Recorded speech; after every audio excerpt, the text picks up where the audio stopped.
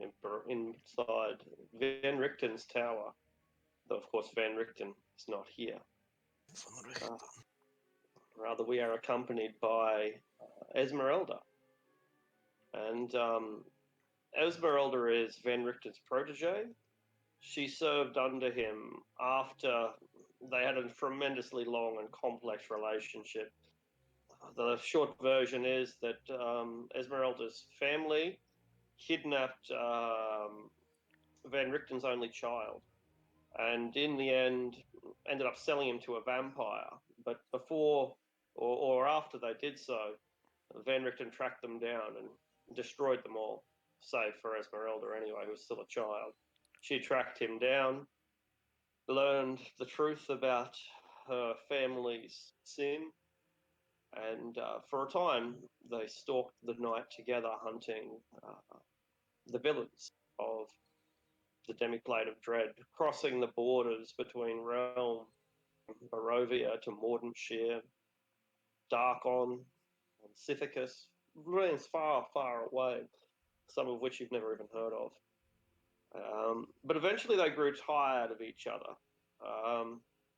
Perhaps it was Van Richten's deep dislike for this Vistani, and or perhaps it was their shared memories of the massacres that their families had visit upon each other. Perhaps they just had intellectual differences, or maybe it's simply that an old man and a young woman traveling in the same bardo, a close proximity for an extended period of time, is a recipe for disaster. You now stand on the inside the tower of Van Richten, a place that looks like it's only held together by the powerful enchantments that keep it going. Enchantments that include the summoning of a dragon, perhaps real, perhaps illusionary. Devastating, apparently, in any case. You look out onto the mists of Lake Baratok, a cold, clear, blue lake, and ponder your next move as you catalogue the vast array of explosives and other pieces of equipment that you have salvaged from Esmeralda's curious wagon.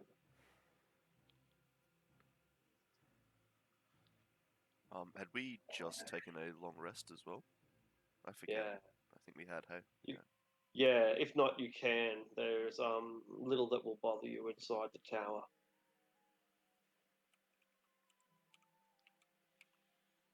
Is there anything like pretty inside the tower that attracts my dumb attention? There's some really complex stuff, and so I'll go through them. Yeah, I'll catalogue them more or less. So we know about the wagon, and we've looked through that. The door, as we might recall, had an insidious a trap that summoned the dragon. There is rickety scaffolding, and on the first floor, you find 4 clay golems that have an elevator attached to chains. They raise and lower the platform following commands that Esmeralda is able to instruct into you. On the second floor, there's just rusty chains in the corner. The shaft looks like it's pretty badly damaged, and when you get to the second floor, especially if you're using the elevator, you begin to question whether this whole thing isn't going to collapse. But it isn't, because it's held together with magic. So if it weren't, as mentioned before, for the magical wards, this place would probably give in to the weight of time and gravity. But such as it is, it holds its structure. On the third floor in the tower, the room is all but destroyed. There's very little here, and in fact, it looks like there might have been some kind of destructive force here, explosions or combat. It's irrelevant. The point is, it's now broken and unsuitable for habitation. Finally, the fourth floor is the place that does have habitation. There's mildew and mold everywhere, but nonetheless, it's still pretty comfortable. A cozy bed, a desk, a chair, tapestries, a stove, plenty of wood there.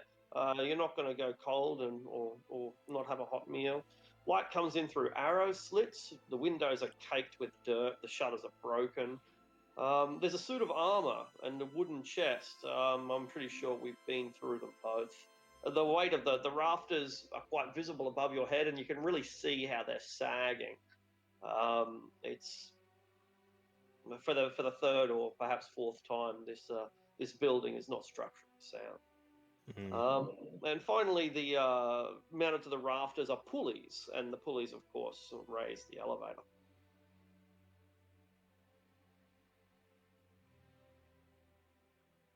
I do recall that within the wooden chest there was a head, a waxed head of Vistani.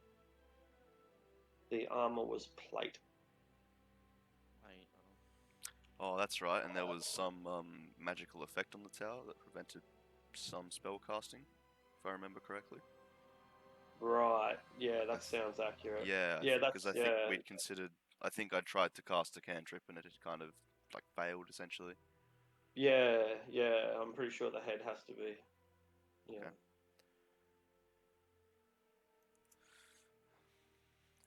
Do we have any questions for this Vistani fellow?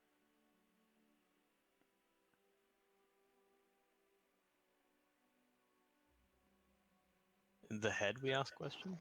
Yeah, Their well, head. I can speak with it, but we have to take it out of the tower. But if we have any questions, we should ask it. Maybe, like, if it knows the bride of Strahd? Yeah, okay, sure. We could ask about the bride. That's one. I believe I have 5 questions.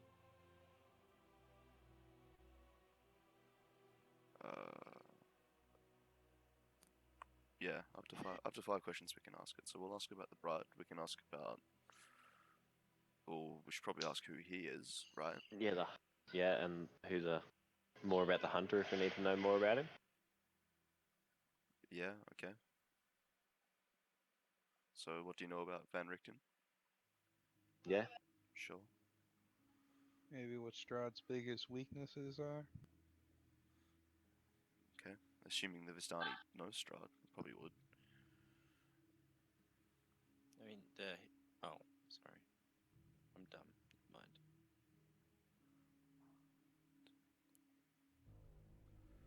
Never mind. What about you two? And I kind of point to the twins, the brothers.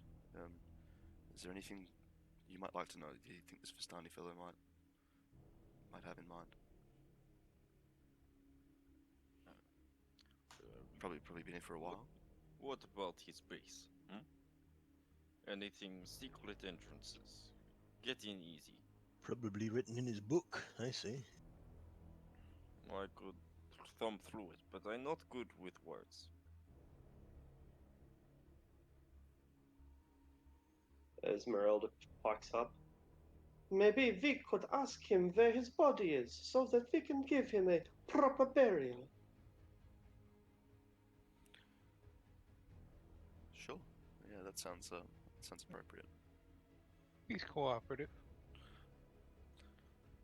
Yeah, fitting if they're willing to help, I think.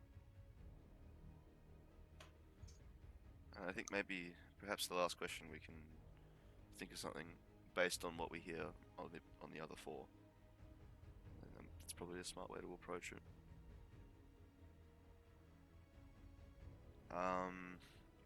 And in terms of the mechanics here, Arctic, the target of the spell has to be a corpse. Would you allow me to target just the head? Mm-hmm.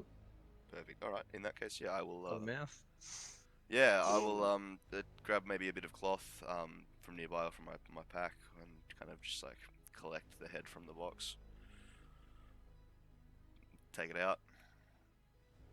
Take it outside. All right. You go outside and you can feel the magic begin to tingle around you. You no longer feel as if it's draining from you, stealing away the way plants steal sunlight. Did Esmeralda say we could take that plate armor? Yes. Yeah, I've put it on. Oh, you put it on there. Yeah. But I admit it is not mine. It belongs to Van Richten. Well, I shall hopefully put it to good use. Alright. Might ask for it back yet. And if he does, I'll give it to him. That's fine. No problem with that. I'll put the head It down. is the Vistani way. When you find something, to take it and use it for good measure. I like it. Light some incense, sit down, kind of gingerly put the head on this cloth and like arrange it nicely. Bring out my prayer wheel and the holy symbol, and I'm going to cast Speak with Dead. The eyes open. They have a look of terror.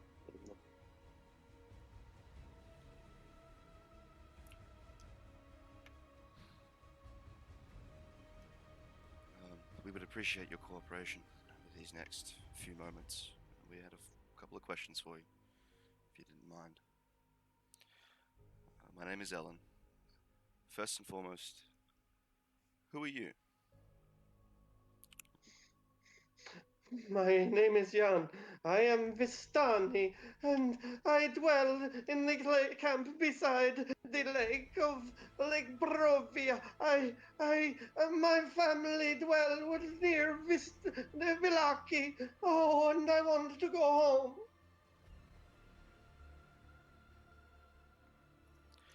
Alright then. And how is it that you know the hunter, Van Richten?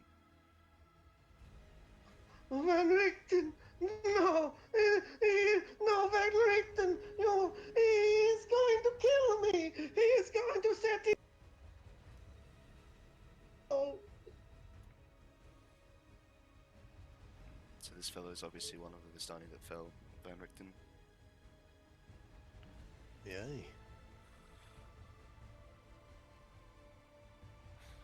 I think that was known, however. Yeah. It cut out there. I heard like he's going to set what? Probably set his cat on him. Set this monster. There you go. Guessed it. Contextual clues, you call it. Was that a second question? Yeah, that was the that was second two. question. Yeah. How many do we have? So we've got 5. Oh, sick.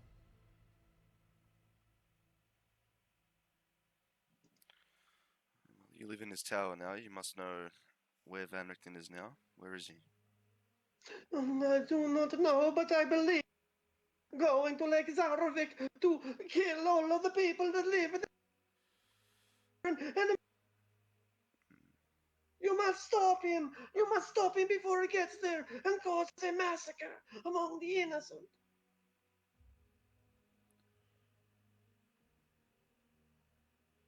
Is there a way to... Can we insight check heads? You can. You have disadvantage. Yeah, You might make a religion or an arcana check instead. I think it's all the same for me, For to be a honest. yeah, well, in that case they give different answers in any case. I'm gonna go insight, see if he's like I'll give you some guidance as well. trying to mislead us, or if he's guidance. So a D4 Yeah. into that. You can have guidance. Yeah, because like we've heard that Van Richten's a monster hunter. That's like he killed the Vistani for more or less revenge, right? Is this guy just like truly believing that Van Richten would cause havoc somewhere? Just 'cause? 20 is very good. And you see within his eyes terror, object fear, desperation. He certainly seems to be deeply frightened of Van Richten and convinced that that Van Richten has evil designs on his people. However, when he answered, I think it was the first question, he said something about believing that Van Richten would set his monster upon him. You might not have caught that because of the cutting out, but No, he said, yeah, and that would imply that he isn't dead.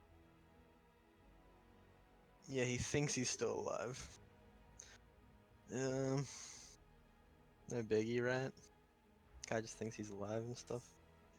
This head is probably thinking of, well, the time that Van Richten has already dealt with the gypsies that murdered his child.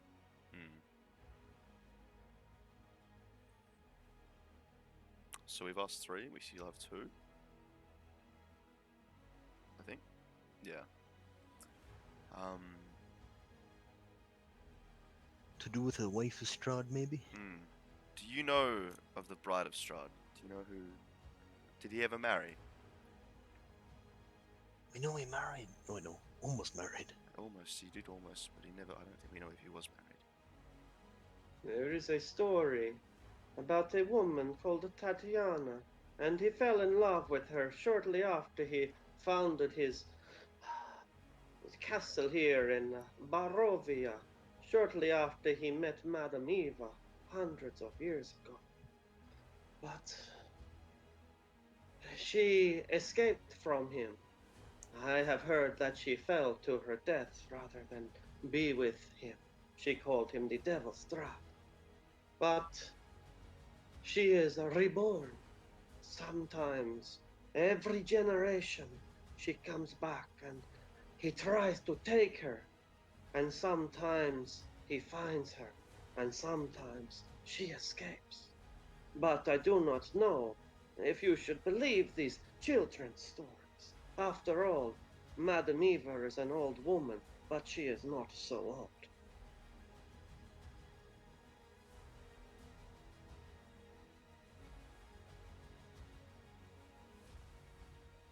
Any ideas for our last question?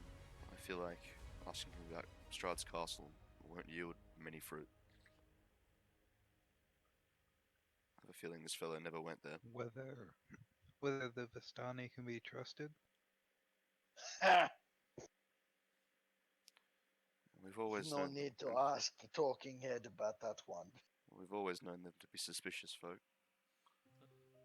They are definitely. But to what not degree trustworthy. they work for Strahd? Well, don't the legends say that the alliance between the Vistani and Strahd goes back centuries? It's been a long-standing thing in this region. They have a pact, yes. They're friends. True, but Madame Eva did give us an artifact we're gonna try to use to kill him. Yeah, I don't really know what to make of it. They're a strange folk. The Vistani witches cannot be trusted, even as you say, they give you something to fight Strahd. They turn against their own master while serving him. If they will betray their master so easily, what do you think they will do to you?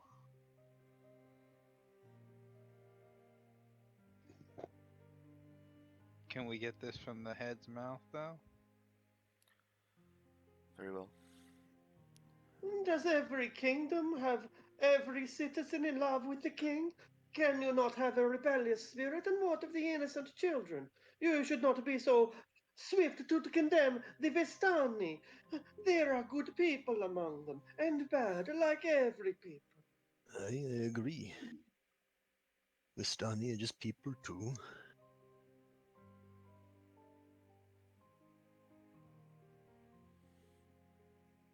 Alright, that's our 5 questions.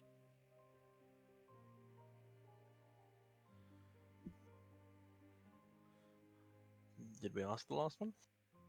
I think so. We asked it whether or not the Vistani were trustworthy people. Ah, that was Esmeralda's answer. That wasn't Oh, the head. I see. Sorry. Yeah. Then yeah, Yeah, so you I would ask yeah. the head. Yes, are the Vistani to be trusted?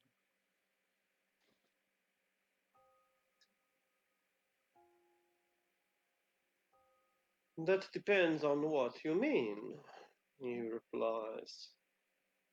It depends on what you seek. If you want to escape the darkness, then there is no way out except for the Vistani. If you want to access something from a foreign land that you cannot get anywhere else, you can always turn to the Vistani. But we have an ancient pact with our master. And the reason we have such privileges are because we are good dogs.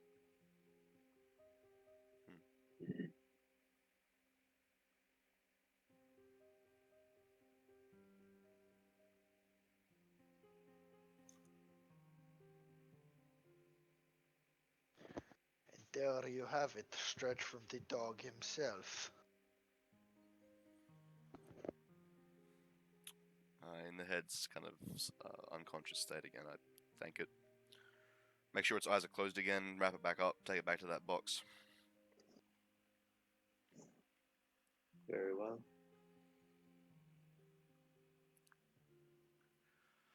Right, so we're headed to the winery today then, are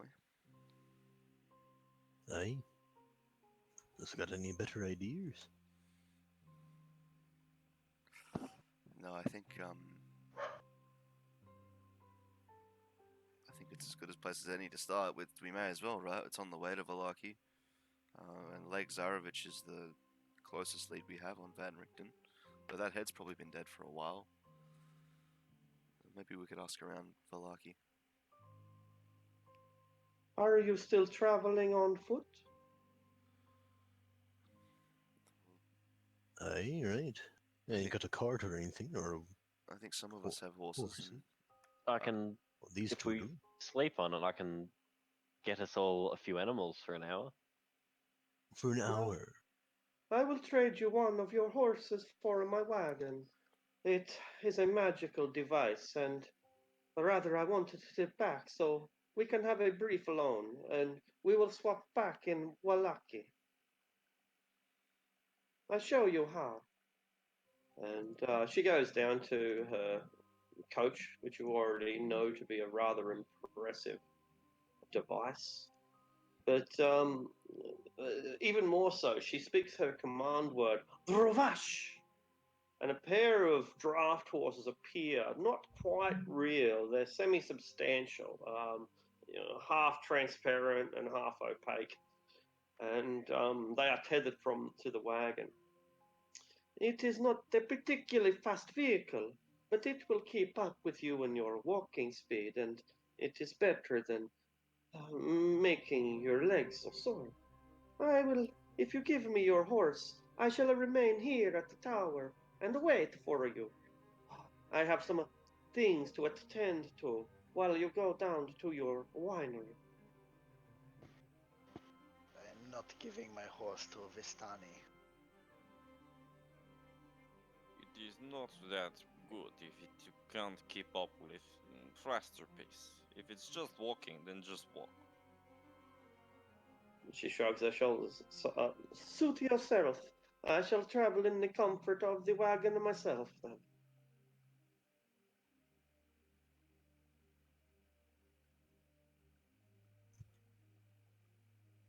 Okay, are we ready to go then? Wait, you're traveling in a wagon with like 1,000 bottles of alchemist fire in it? I am happy to distribute them now. Does anybody want explosives? Is it does it take your whole action to throw a bottle of alchemist fire, or is it considered an attack? Yeah, that's right. It's an action, an attack, basically the same thing. Yeah, you make a ranged attack roll, unproficient with your bottle. Okay, unless you're proficient with whatchacallsums. Tavern brawler. Improvised weapon. Yeah. Yeah, tavern brawler. That's right. Yeah, tavern brawler. Yeah. Alright. So Esmeralda's going to Yeah, stay behind in tunnel. the tower, but Irina wants to come with you. Of course. and yeah, she should. I think. Safety in numbers, probably. As you can, we have the map now. The map of the Valley of Barovia, which gives us a good indication. But it doesn't tell us exactly where everything is. The Wizards of Wines would be one of the places that it does say that. I'm quite sure. And that's it down here.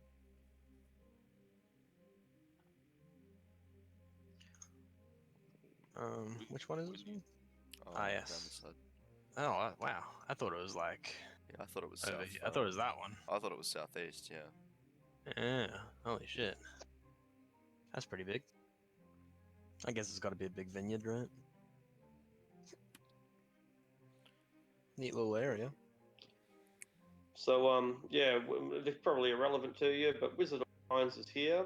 Solenka Pass. That's you can see the writing here. It's spelled with a T, even though it's pronounced with an S. Solenka Pass. Don't know if you know what that is yet, Q. I don't think we know what that is. Don't think you Nope. know that. I think we saw it on the way, but we didn't look into it. No. Yeah. Over here's your mill. Yeah, your that's right. That's the windmill. dream mill. We spent a The night, hag. right? Ladies. Yeah. We spent a night in the tower, right? Yeah, I think we lost. Yeah. We had a long rest. That's right. Here's the Okay. waterfalls that Strahd and the Mad Mage had their battle at. Which one? Over here, to the southeast of Lake Zaravik, Ah, yeah. the Seer Falls.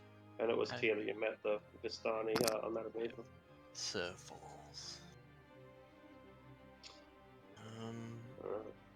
Yeah. So, did anyone want to thumb through the book while we were while we had the night? I guess as well. Could we have? From the time of Strahd. That's basically what Anton would have occupied himself with. There's a lot of chapters on Tatiana.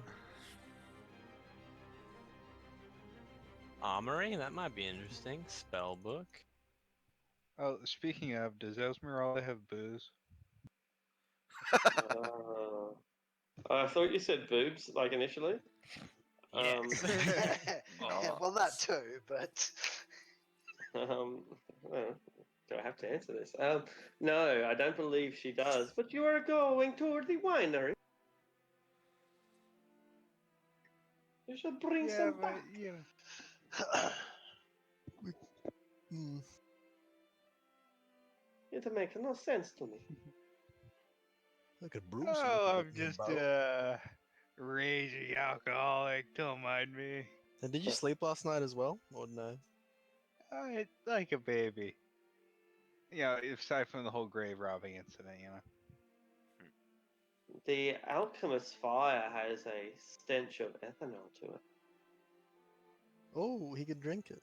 It might be highly potent methylated spirits. Oh, it could be. Could be. Fucking hell. Highly potent death machine.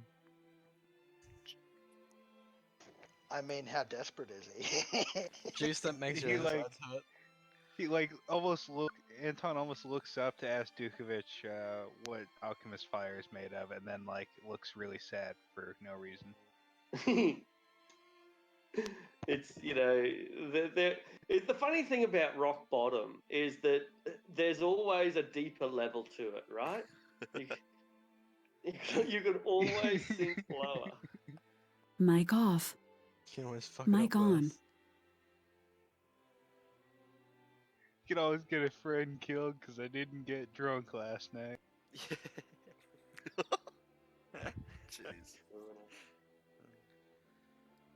Oh, so Anywho, Sven's wandering around by himself in Ravenloft like, oh, fucking bastard, should have had a drink last night. Fucking sobriety. Yeah. That's exactly right.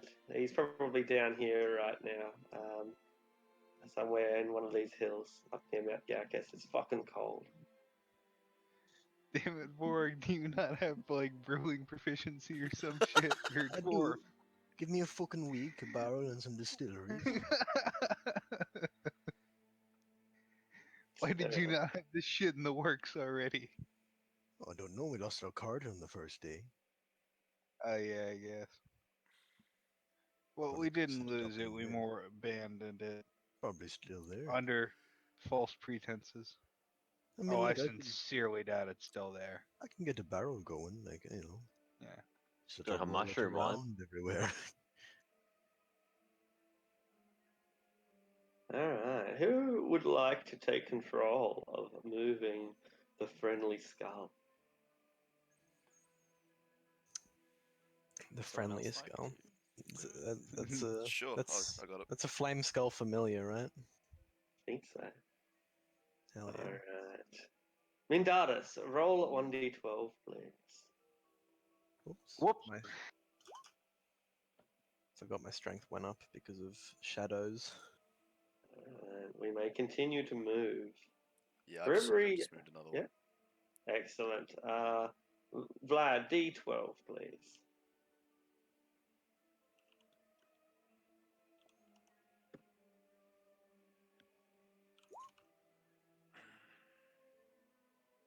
Things are going well. And Linway, please, D12. Things are going swimmingly, Vorig. D12. Yes, please. Victor. D12. Anton.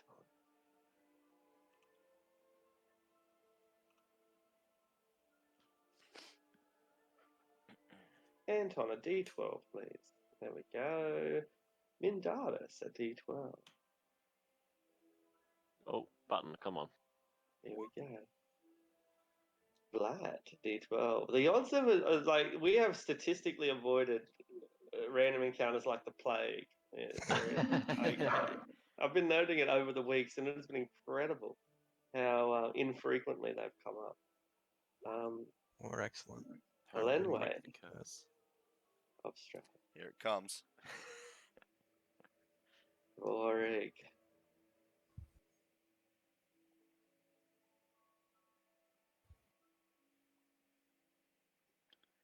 It's like in Pokemon when you get a streak of just running through the tall Yeah. grass, just like Yeah. we're almost gonna get to the other side, and then bam. One more roll, Vorig. That's all we need. Just one more Okay. roll. Alright. Let's see. 1. Ooh. 8. Okay. My One boy. more than last time. Okay. That means we There's- get killed by Strahd, right? It does. That's what it We means. we use pest repellent. There's a branch of the old Svalak Road. It leads to the vineyard. Vineyard. You say Old Phallic Road. Svalak. Svalak. Wow. Svalak Road. Old Penis Road. Oh, fuck. That's when you know Strahd's you're just like, that's Dick Street. First you take a left. That's where Sergey grew up. That's where you find the worshippers of Baal. On Dick Worship Street. of balls. That's anyway. After a half mile, the road which you are wandering along becomes a muddy trail. It's going to meander down through the woods, and it'll gradually descend as the trees part, which reveals a mist-shrouded meadow. At this point, the trail splits. One branch heads west into the valley, the other leads south into dark woods.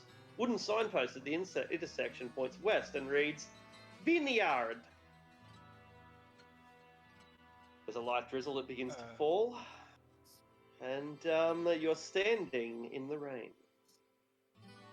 That's cool. Anton's gonna put his hood up and make sure the signpost is correct. It hasn't been like tampered with like in a cartoon, you know. Good 'Cause question. he's not putting anything past this place. Well, it's already happened once, so absolutely make an investigation roll. I'm gonna make a note of hiding my holy symbol as well. Kind of just tuck it into my armor. Excellent. Yeah, making a note of it is sometimes important. All right, you look around and you're confident that the sign is correct, but you do, however, notice some other things. First of all, this is quite clearly a vineyard. You can see the rows and rows of grapes. You can see a large building that appears to have a see the vineyard. sort of like once somewhat. You go looking around, you look at the sign, you look around, and with the investigation check, some clues get revealed. The vineyard that, however, that does reveal itself as you look a little bit harder, examine the path up ahead. You can see that the building has a large contraption built into it. It's difficult to describe, and at this distance you probably can't see, but it looks like some great mechanical device. It might be as simple as a windmill's a water wheel, or it might be something completely different. You can't tell right now. You didn't recognize it as a vineyard at first because it looks like it has withered, or is withering rather. Instead of, if you've ever seen dead vines on grapes on the vine, like it just looks like weeds, dead brown weeds. It's not quite at that stage, or maybe a few of the fields are. Some of the fields look like they have become absolutely desolate. Some of the fields look like they are in the processes of dying. Other fields look like they've been trampled underfoot and haven't so much withered away and died, but rather have faced the brutality of some assault. You I hate yeah, this place. you have time to ponder this as you turn back to the rest of the farm. And the rain continues to fall on you. Doesn't exactly look like a successful winery. Looks like it might have even been attacked recently. Maybe keep an eye out. Alright. But also, let's make sure when we show up, we're not mistaken for attackers. All right? As long as this place has wine, it is all that matters. To be honest, I'm not leaving here without wine. What you Don't told talk to me until I've had my morning cup. Yeah. Hopefully Except then it's they've my got something to nightcap. apply. It's my nightcap. Well, I mean, the wine won't be as needed as much once we have killed the demon Strahd, so they should have some reserves for us to take out on a loan. Maybe Strahd has some nice wine at his establishment. He is the Lord of Barovia. And Don suddenly like reflects. He's like, "We need to kill Strahd." He must Yeah. die. Anton finally clicks on the kills the Strahd must die quest. Finally, it's been hanging there for like. Oh fuck, that's the reason we're doing it. Get to the top shelf of his cabinet. That's the reason. I put my hood up in this weather. It's shit. Start walking up to the building. So the light drizzle is falling, and you're passing unpainted fences. They follow blindly along the trail, and the trail skirts north of a sprawling vineyard before bending south towards the stately building mentioned before.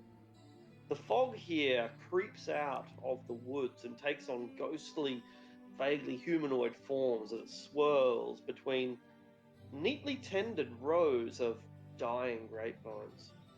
Here and there, you see rope-handled half barrels that would be used for hauling grapes and look like they were used relatively recently. Some of them are smashed or shattered.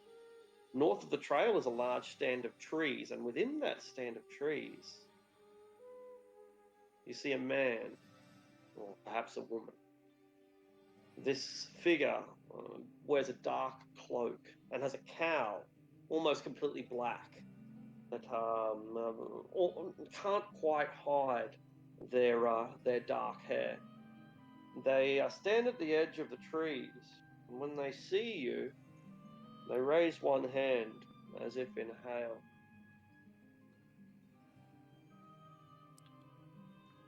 Raise mine back. It's like a hello. The hello Yeah, turns Anton to a does the come. same.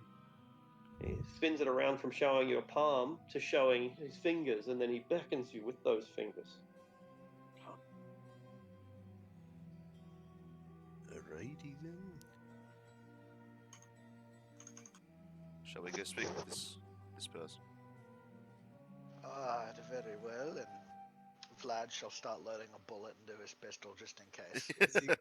Has he got a gloved hand or? He may make a perception check at this range. I'll take my mace off of my or like out of its sheath or off the belt. Kind of just rest it over my right shoulder.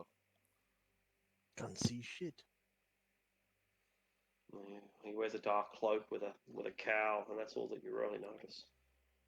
He has nice boots, black. Well, What there's if it's like Strahd over there? then good. Out in the open, away from his castle. Right? Yeah, but he's got probably a gun, or boomstick. Vlad cocks his guns. Oh, we got this if he does. Well, he has a bigger one. Says who? We've seen it. We don't know that was him for sure. What do you mean? He came and visited us at the, what's it called? At the church. Oh, was that him? Aye. Oh. Oh, okay.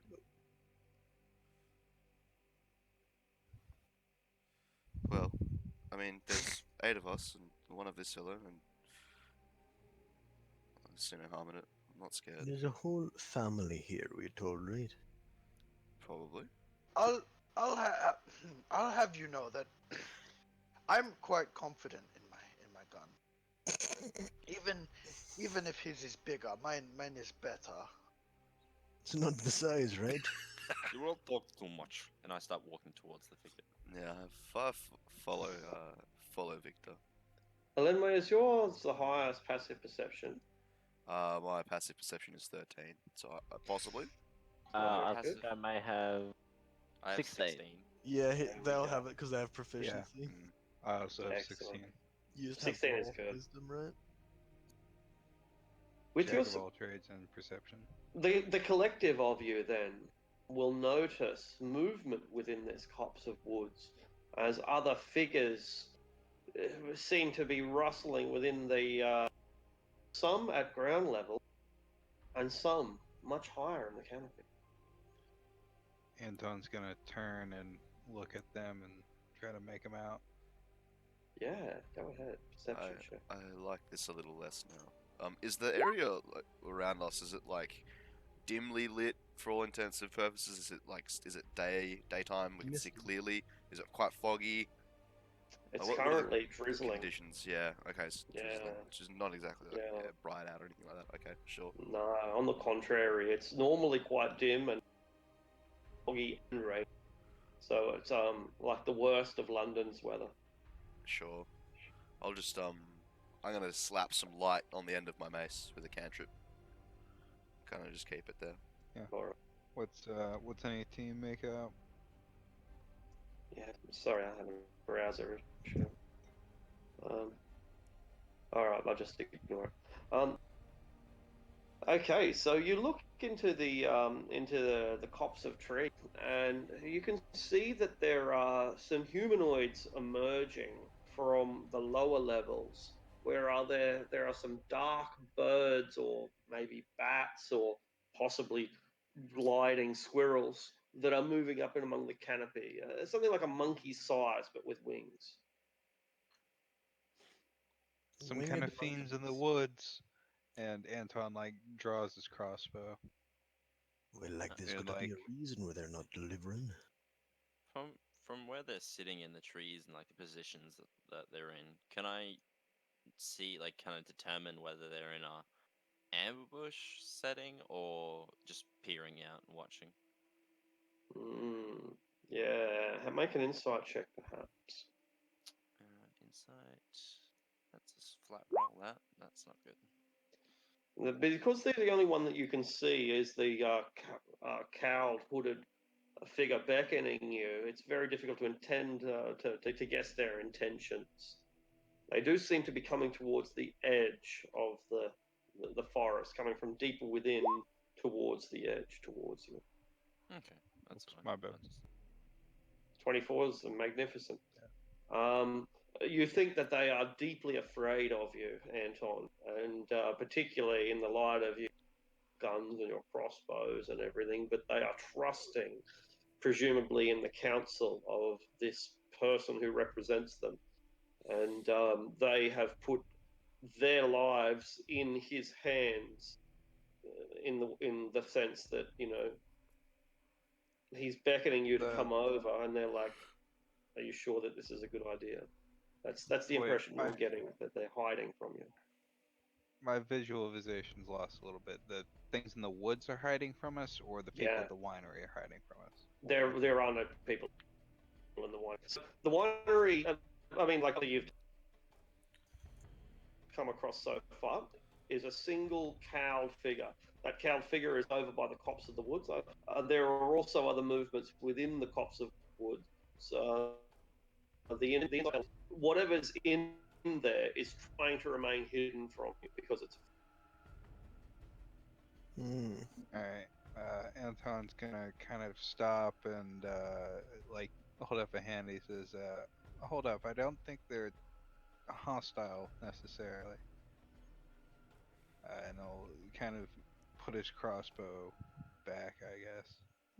And where's the hooded figure leading us? Up to this copse of woods, can you see? Yes, I can. Yeah. Cool. Alright, as long as they don't jump us, right? But I'll keep an arm on my axe. Just in case. I still have my Right. mace. Yeah, ready. Wait, on my sword, sorry. Guess Anton will lead the expedition, the welcoming committee. Aye, aye. I'll follow up Alright. behind Anton. Short people go first. Bravest first. You get closer to the figure, and he shows his face. And he's an old man with a black beard that is being replaced quite quickly with grey. Likewise, his hair is dark but filled with streaks of white. His face is somehow familiar, and yet you don't think that you've seen him before. An odd juxtaposition, perhaps. But anyway, this man hails you, and he pulls back his hood to reveal the dark hair, as described. Welcome, my friends. I am Davian Martikov. Why have you come to my winery? We've come from. Fuck, it's been a week. I've forgotten the name of that village. we came Krinsk. from. Krinsk. Krinsk. We've come from Krinsk to pick up a wine shipment. And Valaki. They're like all run out of wine and they don't know why you're not delivering, I guess. He scowls a little, but the insult seems to turn to pain, and he looks back over to the winery. It has been taken by the enemy. Wild men and women have come in and decided that we cannot be here. They want to liberate the trees from our oppression. What, I- like I would evil vote. druids? You know, it's druids. Yes, nature priests.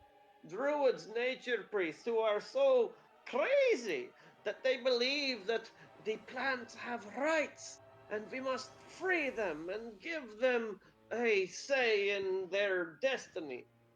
No, you cannot farm them and rip off their grapes and turn them into wine. It is a crime against nature. We've Have like they, dealt with this before, right?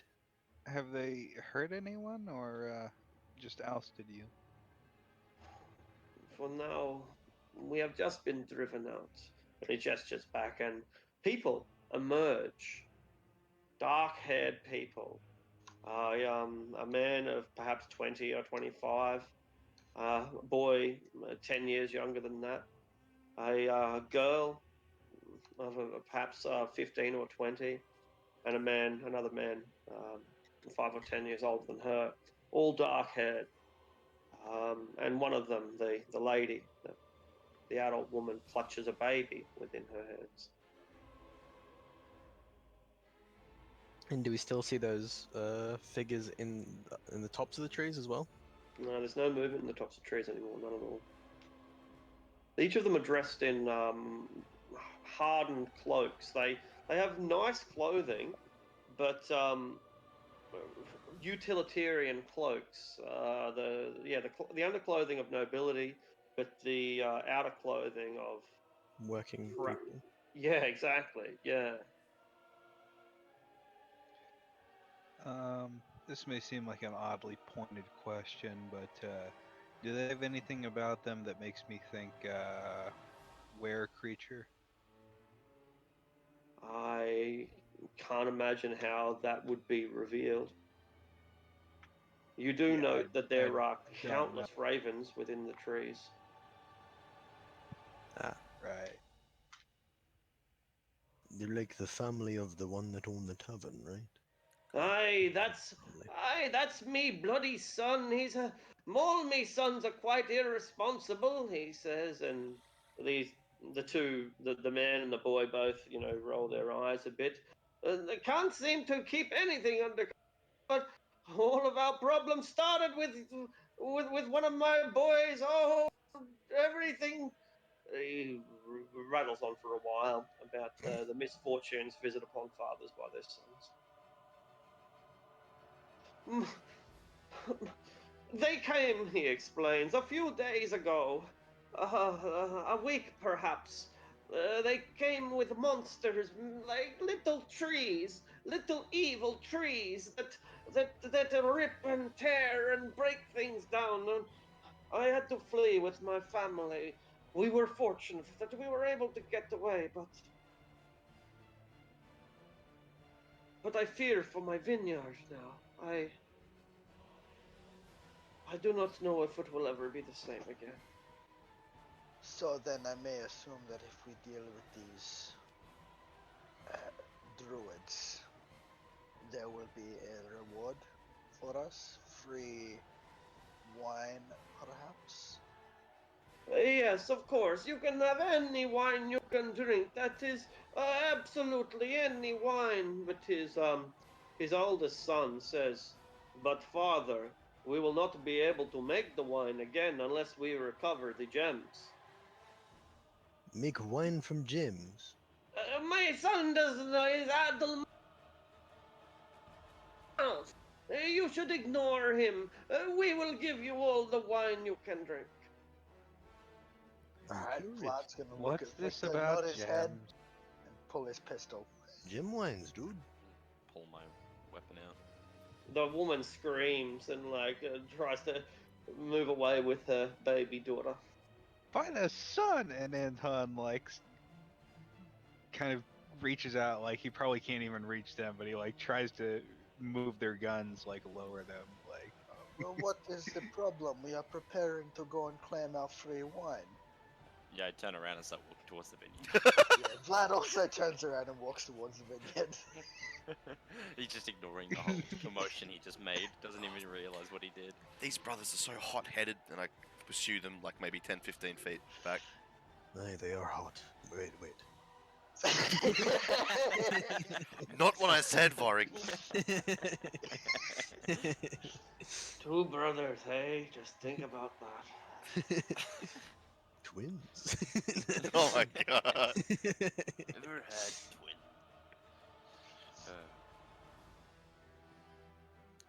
one of them is obviously what's his name, the dude from Magic Mike. Yeah. Like Jason Momoa or whatever. Yeah. I'll keep an eye out as we walk towards the vineyard for in the vines because of they said they had those twig blights. So I'll just look for any unnatural looking vines. I think trees are. Yeah. I think the twig blights and most tree things are completely indistinguishable from regular trees if they stand still. Okay. That's probably true, but fortunately or not, they're not standing still. So, situated in the midst of the vineyard, there's the winery. It's an old two-story stone building, has multiple entrances, thick thick ivy covering every wall, an iron fence along the roof line. The trail ends at an open loading dock. That was that great big mechanism that you saw before, a loading dock on the ground floor. A wooden stable of more recent construction attached to the east side of the winery next to the loading dock. west of the winery, a crumbling well and a wooden outhouse for doing food. But as you approach towards the winery, as you go near the vines, the grapes, you hear the rustle of dead leaves around you, and you see them now.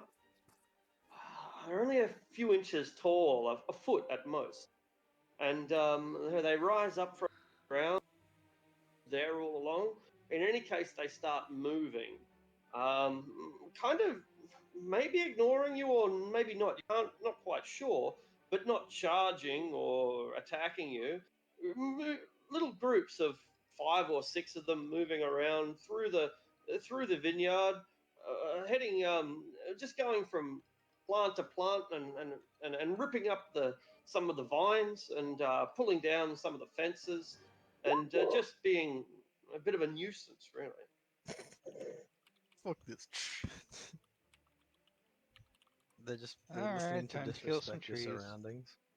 There's so many of them though. You count them. There might, it's very difficult to work out how many of them there are. And with that in mind, if you do start, swinging at them as if they were rats, you might find yourself in a sea of them. Over what kind Well- of like area? Hundreds of feet or meters, like a farm, over an entire farm. I've got a lot of oil and 2 bottles of alchemist fire. We don't I want to have burn down the vineyard. I can speak with them. We could lure them. I mean, I could talk to them technically. Let's find the druid masters. Like, go right into the. They be inside, right? Maybe. You think Right. these things are gonna be amiable? Wait, like, It's not the house isn't in the center of the vineyard. Like we could get to it right without passing through much of the vineyard. Yeah, that's correct. Yeah. we can go up to the house and find the leader, more or less. Right. And I'll walk. Cut him. He's leaving already. Is anyone gonna Alright. stop him? No one said anything yet. Yeah, kind of just Yeah. No. shrug. No one said to stop. All right. So there are multiple places that you could enter. There is a back entrance, a side entrance, a front entrance, a stables, but they're not even the most obvious ways in. The two more obvious ways in than even that would be the loading dock or the vats, which are on an open air kind of podium, perhaps. The brewing process being done under a roof, but in a place without walls, right? Like a Parthenon, a gallery. So yeah, I'll repeat that all again. You've got the loading dock, which goes from the first to the second level with mechanically. You've got the vats, which are an open area podium, a front door, a side door, a rear door, plus you could still go through windows or over the roof or the stables. There are a lot of options. As we're walking, I'm gonna turn to, I guess, Vlad mostly, but it's kind of an open question. Are we talking to them or am I chopping? They don't exactly. I mean, we've already been attacked by a mad druid in his trees before, right? So chopping. I turned into a bear. Bears Yeah, are pussy. I don't think these things are liable to be reasonable. They're Right. like savage men. I shall drop my heart's content. Shall we shall be we sneaky? draw? With that in mind, should we set up an ambush? Perhaps set up an area that we wouldn't mind setting on fire, douse it with oil, and then lure the trees there. Set it on fire. Good choice of words. Ambush. That sounds pussy. It sounds weak. You cannot We fight just fair. had 2 people die getting cocky. Well, it sounds like we have our bait in Victor then. Hey Victor, I'll cover you in oil and send you at them. Someone got like a fire arrow or something. Flame. It's I like a shall bear be it. barbarian move. Just set yourself on fire. I shall Nice. play it your way. We shall do it for your fallen comrades. We might, yeah, hey, like there's a spot outside the building with like no vineyard, so maybe we can start a fire there. Something, I don't know. We do not Well, need it's to still set, raining, right? I hear it, but oil fires don't really get put out like that. we do not True. need to set Victor on fire if we can simply lure these creatures off the vineyard. I think it would be burn kind of them like easily interesting if we did, enough. though. For you, Oh, it might indeed, be. you do have magics. It might happen anyway when I get angry. Who knows? Great. Just like stay Alright, on that the sounds opposite side of our party when we're fighting, right? Okay. Agreed. I alright. shall keep distance like Vlad. Rather not get blown up by tentacle beasties. I do not have control over the weird shit that comes out of my butt, but Even more. Thank you very much. I shall try my best. Where do you store them, though? Honestly, I don't know. Don't ask questions you don't want answers to. I want the answer. I just don't. Are we doing this or not? And he scratches his head. So which entry did we decide on, if any? When It's the side oil of sounds like a bit pillars. too advanced techniques. We should probably just sneak If I- into the house. Yeah, let's just try that. I'll Sneak in. Okay. What entrances are on this side of the house? The loading dock, the front entry, the gallery, the side entry, and the stables. Oh shit. should we try and sneak in via the Yeah. dock maybe? The dock, I guess. The loading bay might be good too. Before we Listen, sneak, there's- let me do this to us, and I'll just cast Pass There- Without Trace without a ritual. Yeah, no, There are that's- hundreds of these treant things. Like, if we get noticed, we're gonna get fucking swamped. Like, wouldn't it be better to just lure them to an ambush point, fireball it? Can they like, can they even speak? Can they like alert each other? Or do they I don't glow know. like trees? Who knows? Yeah, well, like, Well, it's obvious these little things they're. I mean, they're tearing the vineyard I- apart. We need to deal with this, right? Like, it needs to happen now. yeah, that's what I'm saying. Lure Yeah. them to an ambush point and set them on fire. But if we get caught right now, we're dead. We don't have a backup plan. I could. Like, I we could just had try two people die. I could try to walk to Vineyard and see what happens. You stay there and get prepared. If they don't attack me, you can follow. If they do, I come back. Sounds fair. I be sneaky stealth, yeah. Wait. All right. Alright, I'm gonna stealth. I'm gonna just walk towards the vineyard and see if they attack me on sight or not. They swarm around your feet, going about their business. The trees? Oh, Yeah, the they're little tiny. needlings. Yeah, You yeah, don't- they're no bigger than, they're a few inches tall, no bigger than a foot tall. You don't Oh, want to roll Jesus! I thought there were insight. those like dwarf-sized tree ants. I reckon About- one big about swoop 12 may inches take them tall. all Oh, out. in that case, yeah. In that case, They- just let's fireball these motherfuckers. They tickle me feet. It's just that they're over hundreds and hundreds of feet of, and fireballing will also completely fuck the farm, like because they're okay. So I'll explain it again. There are multiple fields of vines. They grow wine here, and wine grows. The the little creatures, the little fucking 10, 12-inch high tree people are running around, ripping up fences, ripping up vines, stomping on plants, that sort of thing. But they're not doing it doesn't look like they're going to be done anytime soon. They are, after all, only quite small, and so you have to get like 5 or 6 of them together To pull uproot out a one single- stake out of a. Exactly. That's- That's right. And so that's what we've got going on. Groups of 5 or 6 of these little mongrels running around, causing chaos, and if you get into the middle of them, they swarm around you or through your feet, or they sort of dodge their way and then start trampling on grapevines and tipping over buckets and ripping up irrigation and stuff. All right. I In just put this my case, axe let's on my just shoulder and just walk towards. let's just go the- kill the druids. Then. Yeah.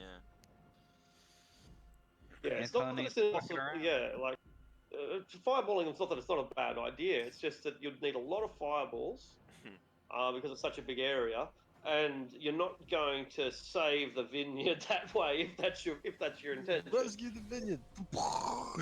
Yeah. Where's my payment, motherfucker? Yeah, I'm glad we can sort of foresee the consequences. Yeah. Team Yeah. America. Yeah, over here, I played fucking Shadowrun. I country. know all about failing the job requirements, even though you succeeded the mission. There we go. That's a good analogy, actually. This is a bit of a shadow. Yeah, I'm gonna just keep walking nonchalantly. Just don't care if anything gets in my way. To the loading dock, right? Yeah, my character thought the loading dock was good. The rest of us sneak up. Yep. I said I was sneaking. Oh, okay. I didn't get to roll. So Go ahead. There's not a lot of ways you can sneak in there anyway. It's you're walking down a country trail towards a manor. You have +10 as well. I have disadvantage because I think my armor gives Oh, disadvantage. I also have disadvantage. Thank you for the reminder. It's 25. I was more thinking of sneaking, just as keeping out a line of sight of windows as best as possible, and that sort of thing. You're doing the best that you can, but but there just isn't any cover in many cases. 50, 60 feet without so much as a fucking single leaf to hide you. So that's you're still able to keep low and go from position to position. You're still able to be strategic, even if you can't be completely concealed. The old fella of that owns the vineyard. How old was he? 70? Oh, okay. Yeah. Because he said his son owned the tavern, so. Yeah, and so he's got 50-year-old sons and 10-year-old sons. He's one of those players. Oh wow, what a legend.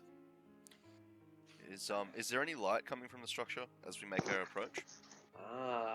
There is some light in there, and there's also some activity and some movement.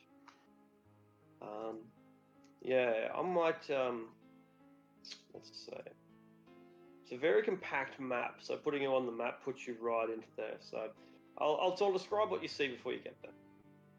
But parked in you're heading towards the loading dock, but you would also see the veranda. So I'll describe those two places.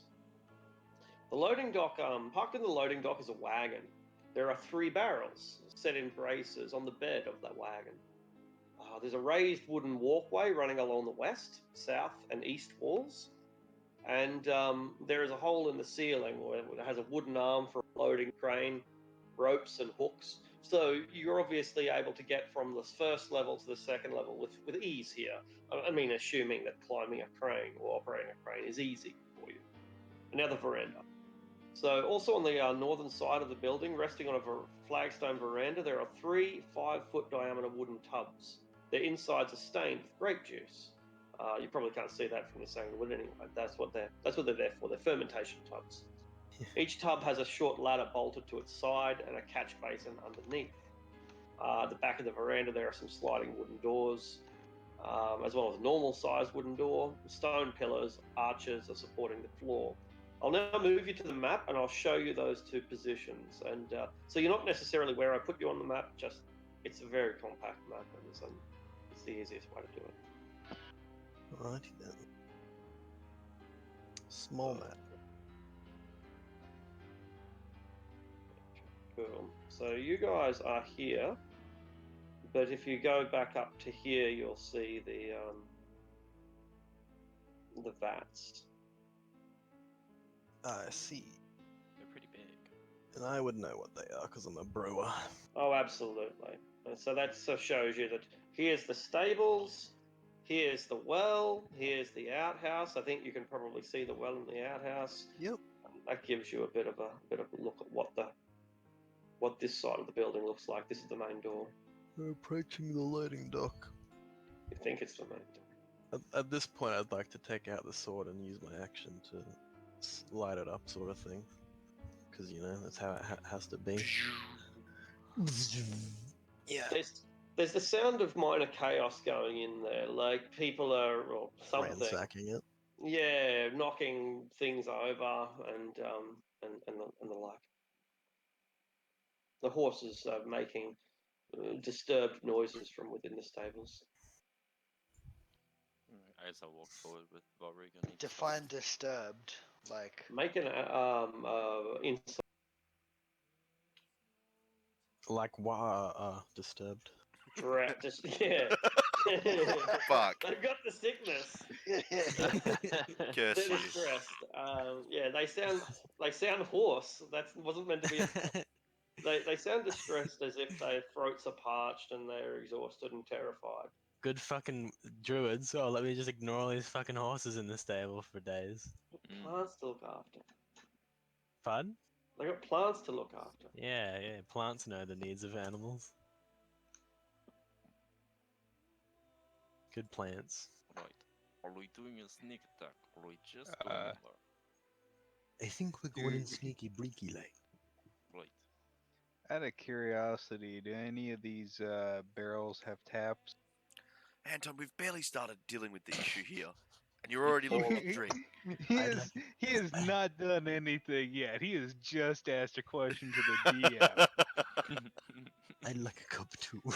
Oh my god. Leave him be. He is mad. So do the barrels have taps? or do they Raging not? alcoholics. Alright, let's have a look.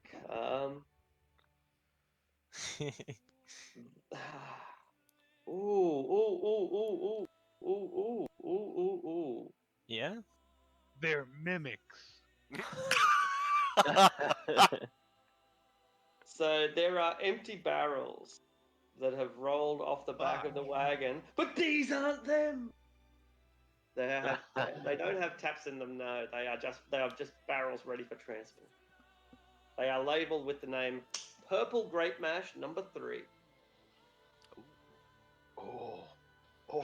Number 3. Do I see Anton eyeing it off?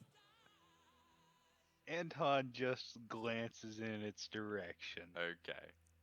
Not staring, so it's alright then. We can come back for it. We know it's here. Glances. We know his eyes are burning with, like, Well, let me. Pure intense lust. great need. I probably can't beat Everybody that. feels like. I'll try, but I can't. Oh. Anton gazes longingly at the barrels of wine. Licks his lips. Yeah, not as much as you might think, though, because surprisingly enough, he actually did fall asleep at the tower last night. Okay. Maybe we should keep him away from it. He's too I exhausted. rolled for it. So he's actually not exhausted anymore. Ho! Hey. Are we using the stealth from when we're approaching the tavern? Or would you like us to roll new stealth entering this the winery? You're having a little conversation, aren't you, about the wines and everything here? I haven't said anything. I think it's that just was glances. entirely non-verbal. Yeah, like I looked at the wine and he was like rolled to see whether or not he saw me look at the wine. Excellent. So is our lowest roll an 8 on stealth? It's plus 10. Yeah, plus 10. Trace. Past that trace. All right. You while you're moving through this loading dock, you see a bedraggled old man. He may not be old. He may just be bedraggled. But anyway, you see an old man with wiry hair and beard and twigs in his hair. On the level above you, up in the loading winch. So this room, there's a wooden floor. To you, it's a wooden roof. And like a So balcony. yeah, that's right. So I said a floor, but I really mean a balcony. So there's this wooden balcony with a 10-foot square hole cut in the middle of it, and Like a looming loft. over the hole is a raven loft. Is a wooden winch. Perched atop that wooden winch is that old man with the wild hair, the rotten teeth. His skin has paint on it, an ochre paint, like almost blood red, vaguely orange. and he has a gnarled staff that looks like it's made of a dead black branch. He's babbling to himself as he tries to work out how best to destroy the contraption. Tink, tink! Hitting it with his staff doesn't seem to be working. Tink, tink! Tink, tink! Nature bows to my every whim, for I have the vampire's staff! Tink, tink! Tink, tink, tink, tink! But it's not really doing much. Shall I just fucking shoot him in the head? And I can kind of like give them I the have a finger. better. I have an idea. I'll have a spell that, or I have a spell that'll make him go insane and start attacking everything he sees randomly. And if he doesn't see us, he'll just kill anything else in here. He's already attacking anything he sees. I'm gonna He's start. gonna fucking break the vineyard. I'm gonna slowly start like steadily climbing up the winch without activating it to get it within melee range of him. You have a disadvantage on your stealth roll.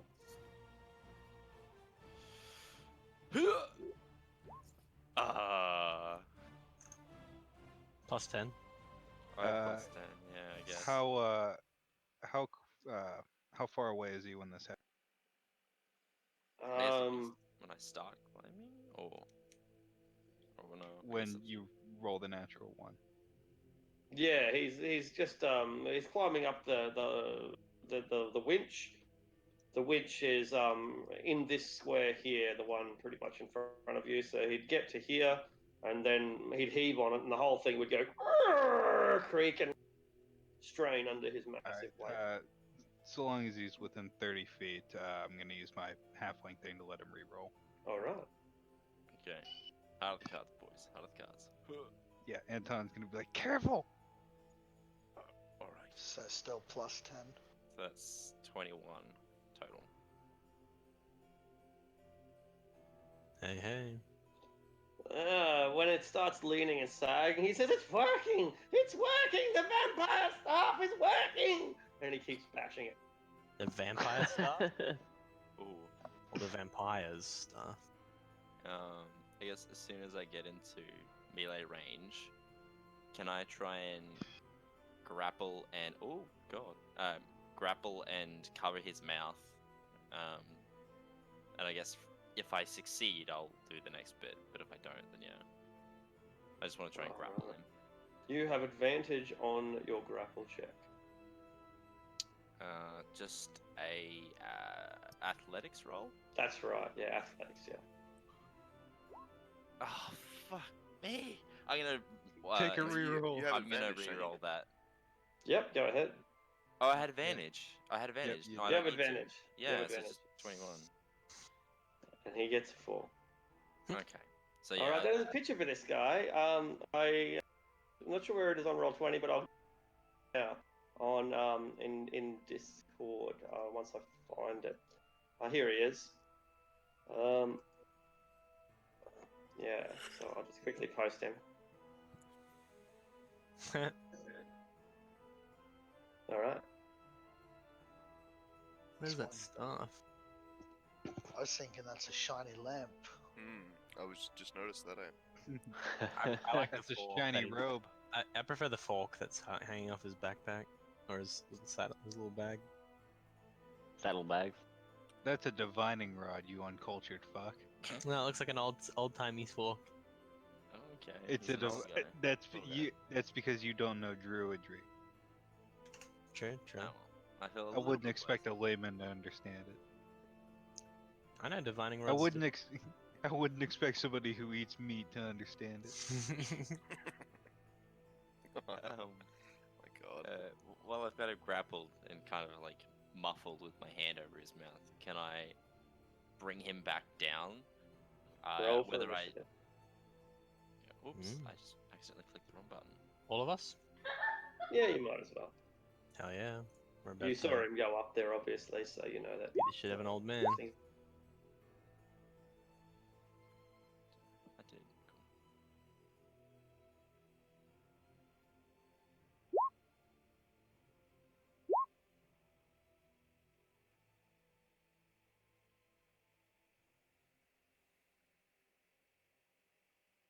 All right. So, Look, I'll place you all up on the second level so you can see what's going on there. Then I'll put you back down on the first. Thank you, thank you. Can you? Yeah, you can all see that. Yep. Yes. Okay, cool. And he's on the little crane on top of it? Yeah, that's right. Yeah, you're mounting the crane, basically. So, His images, his little token is vastly dissimilar to his. it really is. It is vast. Looks like a halfling or a gnome backpacker. Yeah. Looks like he's off to Oh. Byron Bay. No, I wasn't gonna go down the stairs. I was gonna drop him No, down. you're not. I'm just Oh. moving you so Oh, that I okay. can put them back. Okay, cool. I was a bit worried then. I was like, oh no, I'm not gonna go down the stairs. I'm gonna find so many people. All right, Vlad. So there, so you saw basically the setup.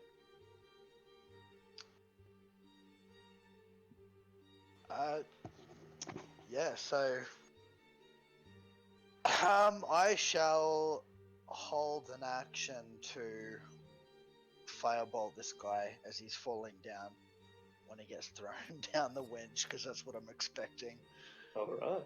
I'm like, he's got him grabbed. That guy's gonna have a tough landing, so I'll just prepare a firebolt. From the top turnbuckle. Yeah. Okay, so I'm guessing from this angle I can't see Victor, so I'm gonna go 5, 10, 15, 20 feet. Would I be Yeah. able to see Victor now from like this point, like kind of looking up Yeah. at him? That's right. There'd be the crane's in the way a little bit, but you still see him. Yeah, sure. So what I'll do is I'll cast Bless, and I'm gonna bless myself. I'm gonna cast it at second level. Cool. So I'll bless myself, Victor, Vorig, and Anton. Thank you very much.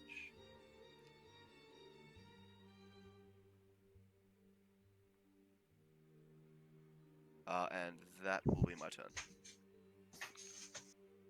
All right, Mindaris. All right.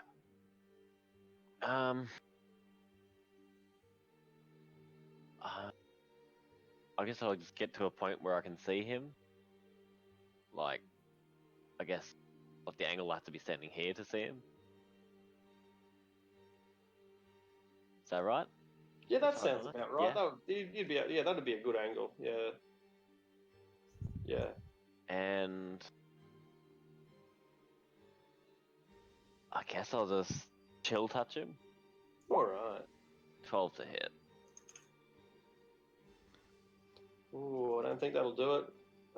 It does. He has not prepared his bark skin spell, and so your chill touch does what it's supposed to. Silly man doesn't have bark skin on. Rookie mistake for a druid. Well, I mean, you're all judging him here, but you know he wasn't really expecting barbarians to climb up the crane anytime soon. Big belly guy, belly Jesus. You know, I'm feeling kind of attacked right now. You should. Valid. That's valid. He has been attacked. Alright, the necrotic damage seems to rot away some of his aging flesh, and his brittle white hair turns even more white and more brittle.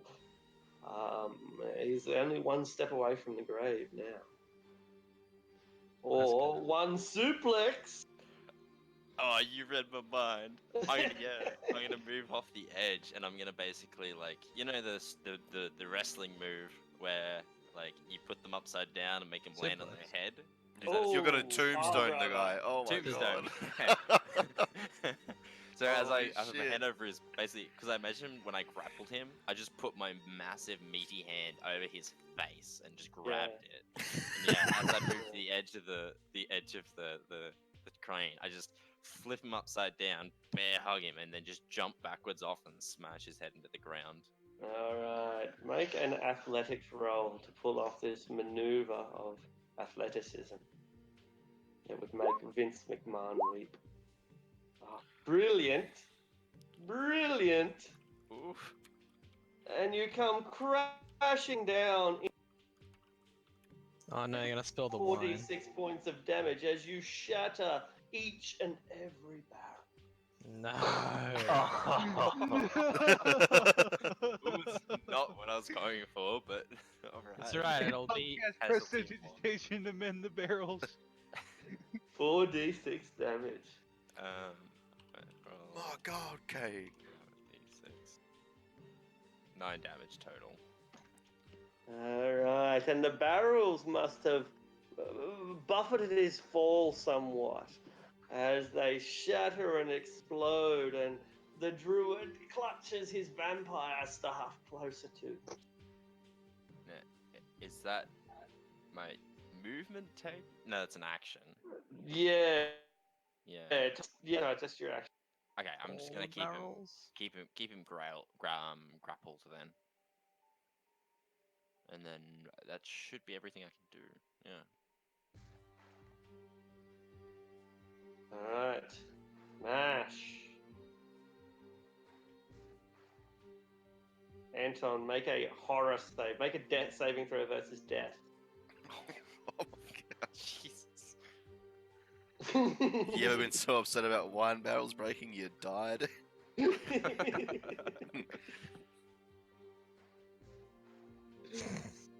Alright, this isn't good, Anton. Hold on, I'm reading the description for prestidigitation. I want to see if I can fix this. You can. He hasn't lost hope yet. I can do it.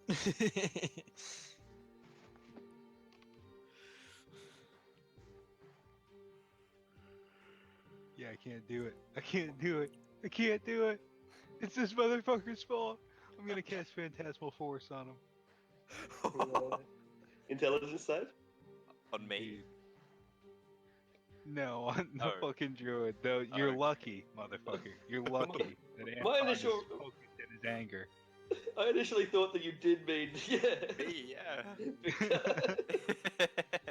No, it was the druid's face that broke the casks. Therefore, it's Okay. his fault. Okay. That's a failure.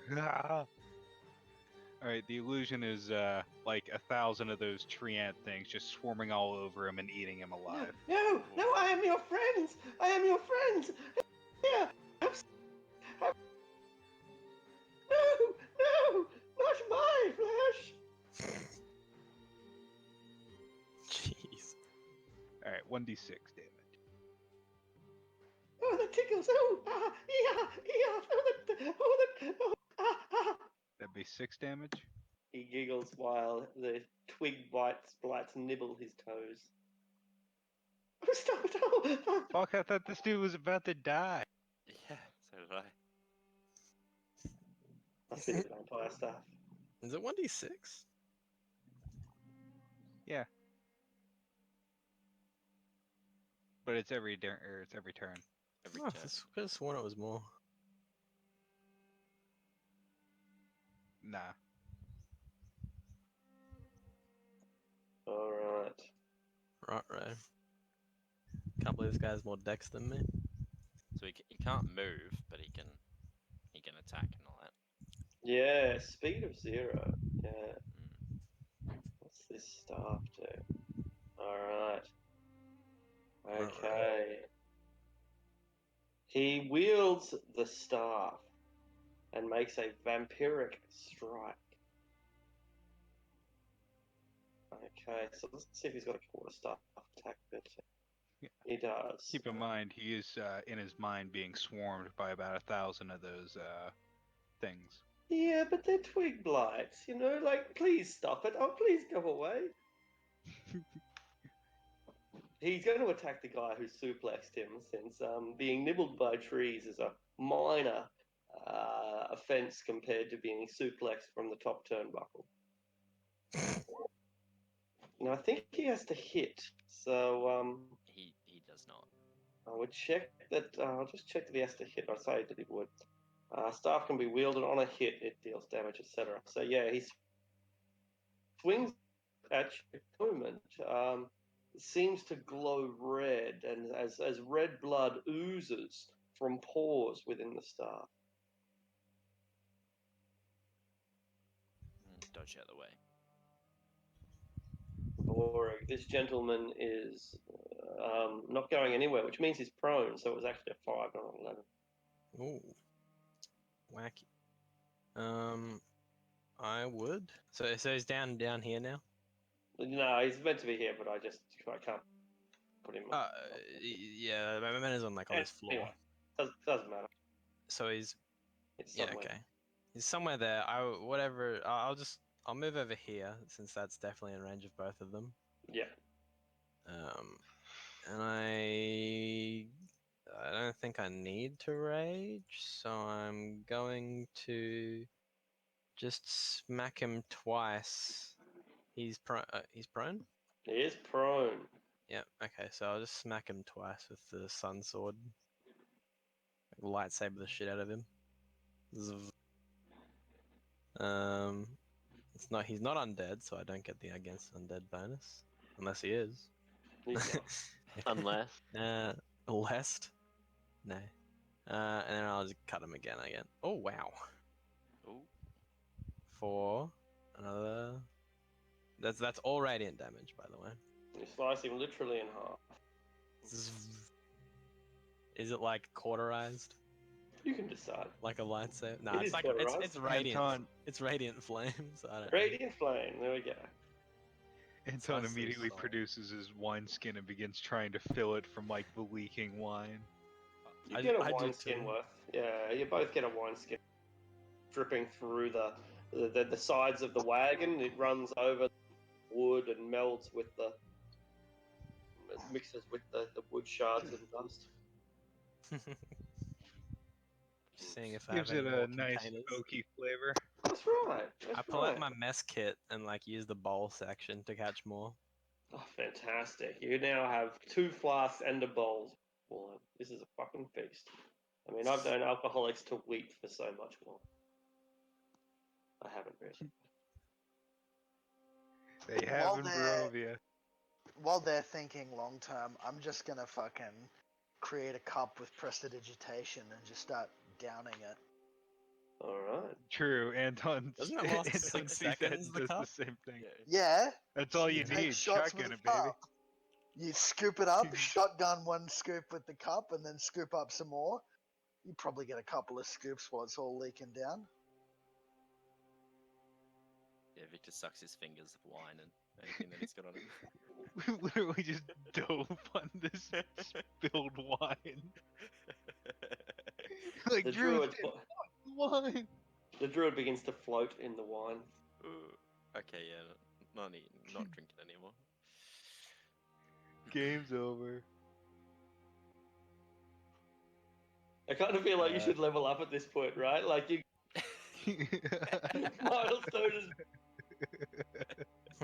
I finally suplexed a man. It's everything I've ever wanted. worthy move. Well, Yeah, tombstoned him off a second floor. Anton's gonna like drag the druid's corpse off or away from the wine and like start looking to see if it had anything cool on it. Well, he had that staff. He seemed enamored with his Yeah. own He staff. said it was his vampire stuff. Yeah, he also said Strahd gave it, I think. Maybe he wants to be the guinea pig. Hey Victor, why don't you pick up the staff? Okay. Oh, alright. Why am I dwarvish? Where's my accent going? Yeah, I'll pick it up. It leaves ash in your hand. The whole thing is a charred stick of ash. Looks nothing like the staff in the picture. So Yeah. yeah, It seems pretty damaged. I'll test it on the next guy then.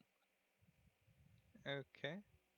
Speaking of next guy, does there appear to have been any reaction to what's just happened? Like, I imagine suplexing a dude into a cart isn't a quiet thing to do. So No, is we there were is there obvious reaction coming from the rest of the structure? you make a perception check. Sure, I shall do that. Where are we? 15. Ow! You can definitely hear people moving around in place. Whether they were moving around before or not, you can't. But there is movement within the complex.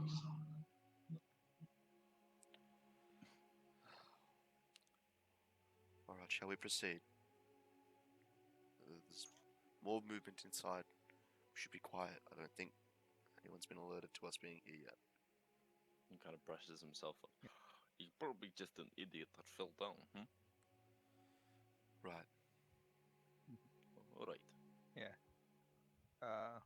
Is this the only doorway out?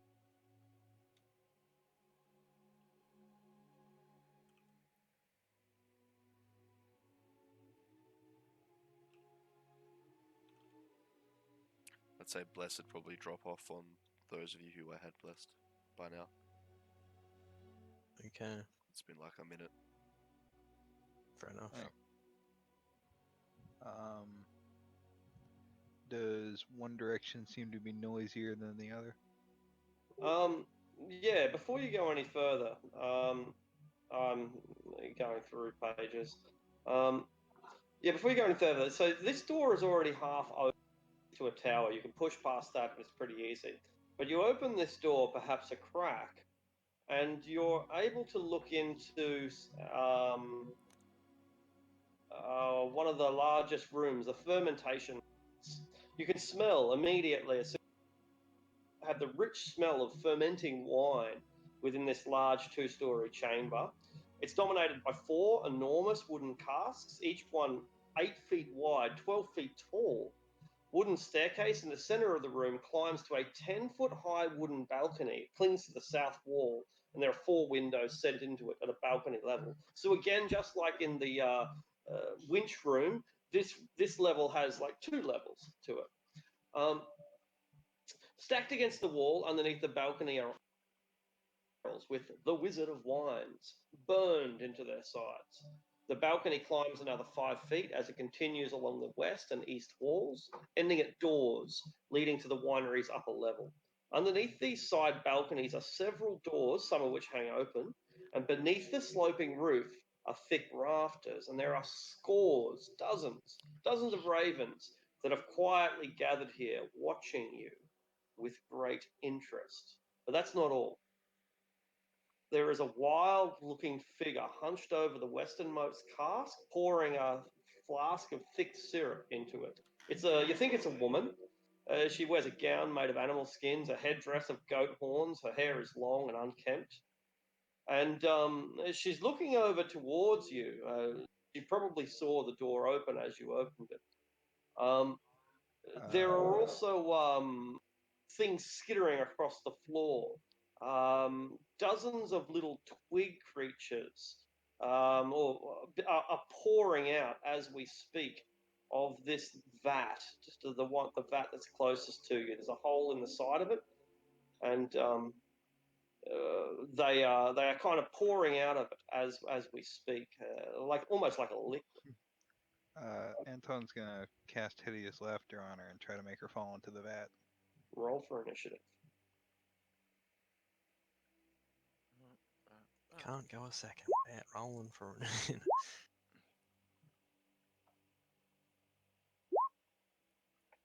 God, my initiative rolls.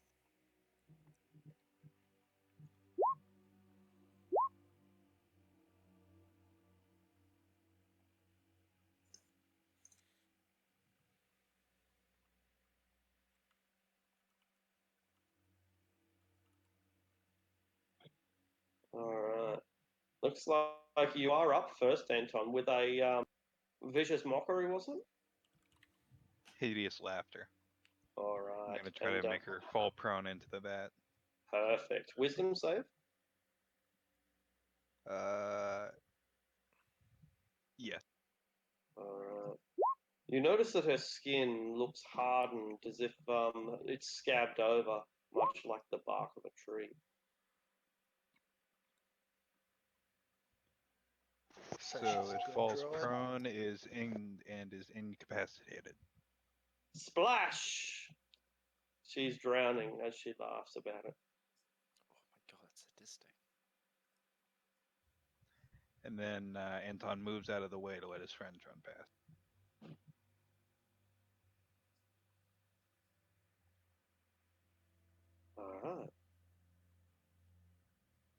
All right. So she must fall prone and become incapacitated. Okay, cool. But before your friends can come past, you are swarmed by twig blights. And these things are tiny, so they're able to occupy your space and move through your square without a problem.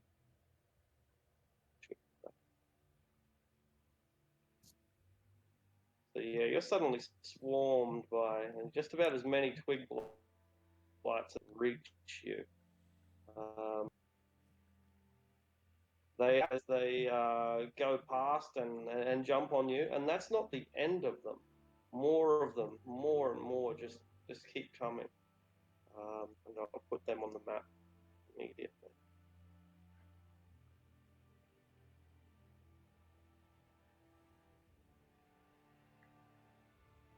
So, see how many you have attacked.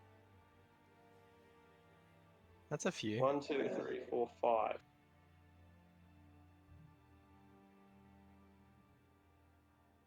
They swarm around your feet, scratching with their little branch claws, and individually they don't really hurt. They almost tickle, but there's just so many of them. Does any break through?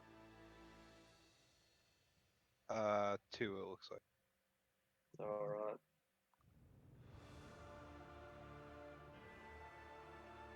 For 8 damage. All right. Might make them drop.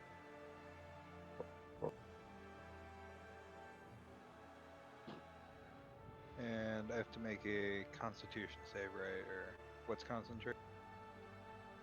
Yeah, it is Constitution. DC 10, Is it unless a- it's more. Yeah, usually DC Is 10. it a save or a check? Save.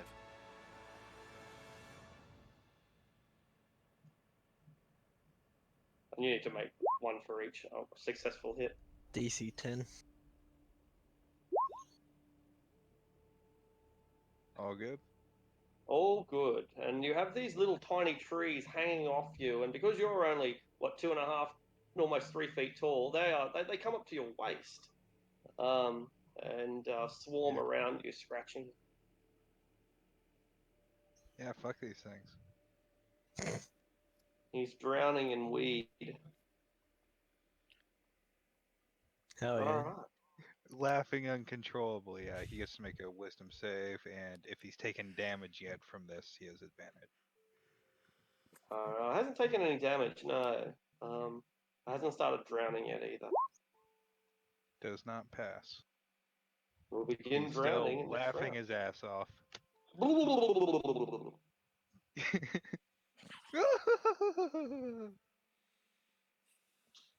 right, You wouldn't Victor. get it. A druid drowns in a vat of wine. And no one's around to hear it. Do they make a sound? I can hear it. Let me make a perception check.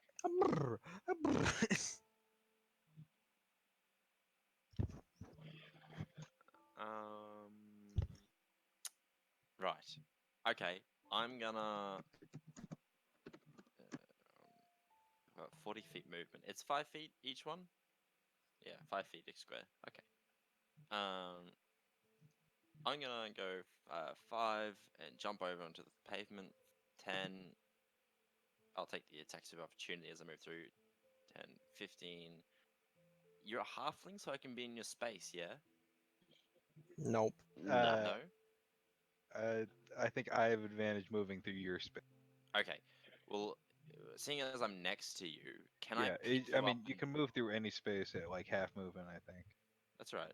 Can I pick you up and put you on my shoulders? Anton would probably be down for that, considering he's getting swarmed.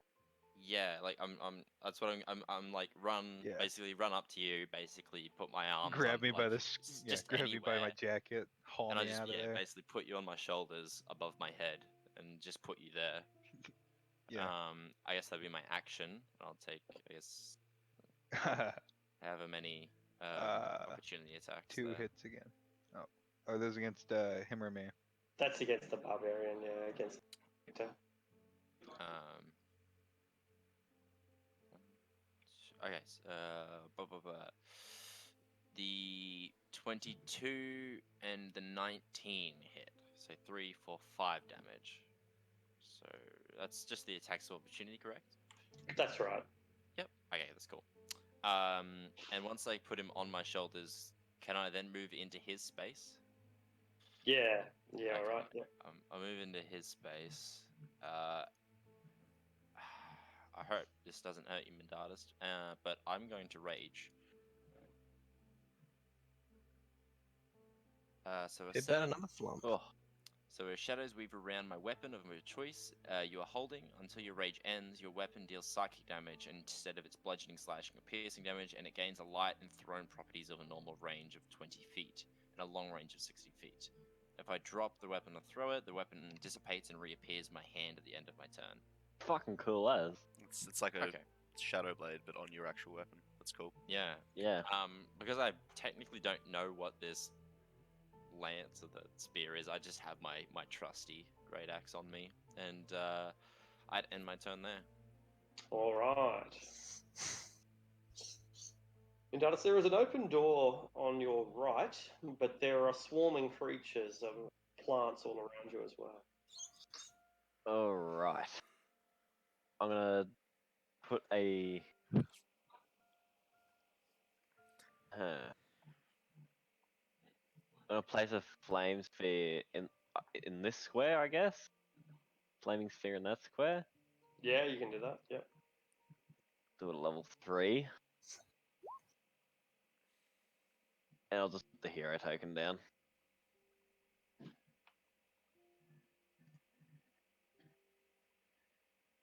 Jesus Christ, this shit is hilarious. There's a lot to read. Yeah, like I might spec Keviak into this. Oh my 8 different types of stuff I can do. Yeah. So it's 5 foot. Fucking. That. Any creature that ends its turn within 5 feet of the sphere. Sorry, yeah, that's what I was going to do. I was going to charge the sphere, like, into the druid. I can see him, so. See, it's immediately make a he's- saving throw. He's currently drowning in a vat of wheat. Ah. Okay, yeah, okay. Cool. I'll just leave it there Yeah. then. Hope it does something. All right. It runs into 2 of them. Is that how it works? Because you ram it into a sphere, don't you? Oh, you ram a sphere into a creature. As a bonus action, you move the sphere up to 30 feet. You ram a sphere into a creature, must make a saving throw, and stops moving. Yeah. Okay. Cool. So so yeah, I'll say you can able to ram it into two of these creatures. Not sure if it doesn't matter. So they get their dexterity saving throws. 1 passes. All right. How much damage? 9.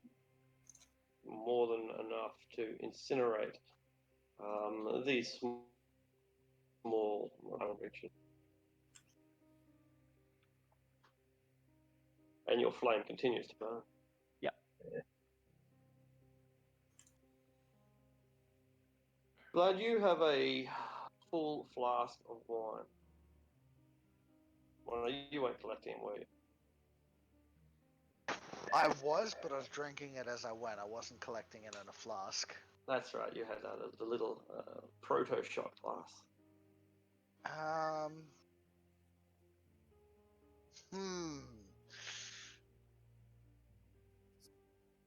I really want to cast Fireball, but I think that's probably a terrible idea in there. Probably the Yeah. worst. I mean, admittedly, we're good on wine for the moment, but we might not want to destroy like the golden goose. Yeah, that's a good way of putting it. It is. I will not do it just yet. Just yet. But I think I'll cast Magic Missile and I'll target 3 different things with 3 different missiles. Yeah, cool. So just the 3 at the front here. Yeah. Oh, right. Yeah, sure. Oh, and this is going to trigger wild magic because I used that chaos thing at the end of last session. Excellent. He might cast Fireball anyway. You never know. Oh, Jesus. No, it's alright. Fireball's really low, I remember. Because 95. Uh-oh. Oh god. Exploding flumps times 2. Hang on, let me just copy paste this because I Oh. don't want to speak it out loud. Okay. You summon Strahd. piercing damage. Okay. Oh god. Alright. That's every creature though. But now I Yeah. don't do piercing. I do psychics. That's funny. Okay. Alright, you're God now damn it. vulnerable to the attacks. How does resistance and vulnerability They just factor? cancel, right? It'd be normal? Yeah, Okay. yeah. Half and double, it's just the same. Yeah. Oh, okay, so we just take full damage now because I'm raging. Thanks. Wild magic, yay! I accidentally prick myself on my own armor. What the fuck's happening? So given that these are small creatures, you can't occupy this. You can't end your turn in the square they're occupying, right? Is that how They're it works? tiny. They're tiny creatures. So you can occupy you tiny can? creature squares. Okay. Yeah. All right. In that case, yeah. I bring my holy symbol out again, and I'm gonna close my eyes, cast Spirit Guardians. Cast it at level 3. Oh, not that it's gonna. It's not the spell card, and I'm gonna move to like there. And obviously specifying all of my allies are going to be immune to this damage. And I guess for flavor, they're going to be like woodpeckers, tiny little, tiny little twig blacks. So I've just got a bunch of woodpeckers now flying around. Also, if you end your turn within 5 feet of the sphere, you take damage. That's the sphere there, is it? Yes. Okay. Yes. I'm gonna go there then. And that'll let potentially in Spirit Guardians. So. Yeah, for sure. Okay. Yep. Yeah. If there's a giant wheel of fire there, I'm just gonna stand in front of Vorig here and just let it go. Alright. Sure. And I will just. Where are we? Cool. That's turn. Cool. Alright, Vorig. Well, I will. I don't know where the fucking thing is. I guess I'll first order business bonus action rage. If I pass through the fire, do I? You get burned. That's alright. And I can pass through these little fuckers squares, right? You can. I'm just gonna. Is it difficult terrain at all? It probably would be, yeah, it would be. I have 35 feet of movement. If I can make it there without it, or without dashing, I will. But if I can, I'll just dash if I have to. I'll say. You wouldn't be able to, no. It always rounds down. Drop you here. So I dash to there then. Yeah, you can dash there. I'll take whatever whatever attacks of opportunity. 1, 2, 3, 4, 5, 6. 1, 2, 3, 4, 5, 6. Vulnerability. But yeah, Is it piercing? it is piercing. It is piercing. Interesting. What's my armor class right now? 16. So, 1, 2, 4 hit. All So double damage. 4 down to regular damage because I'm raging. Down to regular, yeah. So 4, 5, 6, 7, 8, 9, 10, 11, 12, 13, 15, 16, 17, 19. Okay. 19 damage. Ouch. Thorns and twigs and scratches, brambles, are all ripping into you. Why'd it have to be the piercing damage one? I know. Like, That's Jesus really Christ, unlucky. Mage. You put yourself on the shit list. Well, you don't know it was him. You just suddenly have a vulnerability. Right Yeah, after all he of a cast a sudden- spell. Yeah, but all I did was cast magic missile and shoot a couple of things. all of a suddenly, what's that thing where like your blood doesn't? Yeah, that's the way I was thinking of it too. You just start, your blood goes under such extreme pressure that it starts spewing out like Yeah. a fucking geyser. But that's hemophilia, I think. That's a hemophiliacs. All of a sudden, we're just all hemophiliacs. Oh Yeah, fuck, the vampire must be casting magic on us. that's He's trying to get our blood easier. so that's Anton's go. Yeah, he's going to, I think, just focus on maintaining the spell and do a full defense. Alright. The twig blights that can see Lenway or are near to the aura of fire are immediately obliterated. The ones outside of the vision, outside of the aura, are not. Oh shit! Let me. I'm sorry. Also, give Richter inspiration.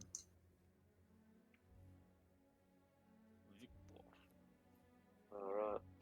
The remaining twig blights swarm around the targets that they can see, namely Vorik. Hey, what's up?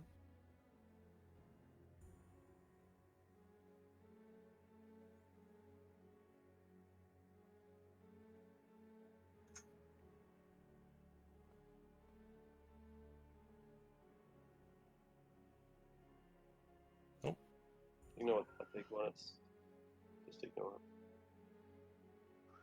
Alright, so 1, 2, 3, 4, 5, 6, 7 on Vorik. 1, 2, 3, 4, 5, 6, 7. 1, I think the 20 was the last roll. so 2, 6, 7, 8, 9. So I take 9 damage. Alright. And those two that remain down to the south, they keep biting and scratching and nibbling on the toes of Victor.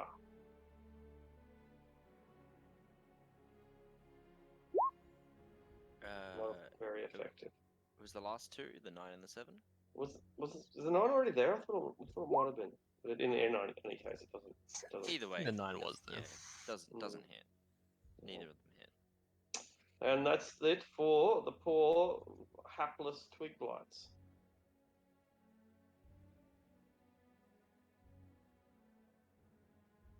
Poor and hapless. I mean, who I feel really bad for is the druid, who has now been laughing underwater for like 2 rounds. So at like 12 seconds. She begins Yeah. drowning.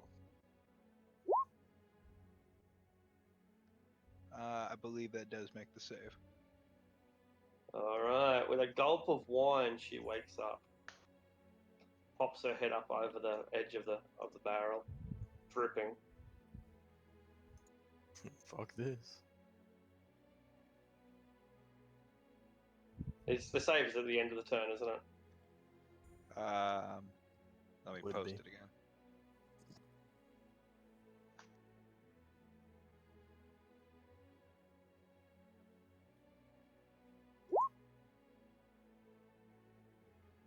End of each of its turns, yeah. Cool. Alright. Victor, twig mower.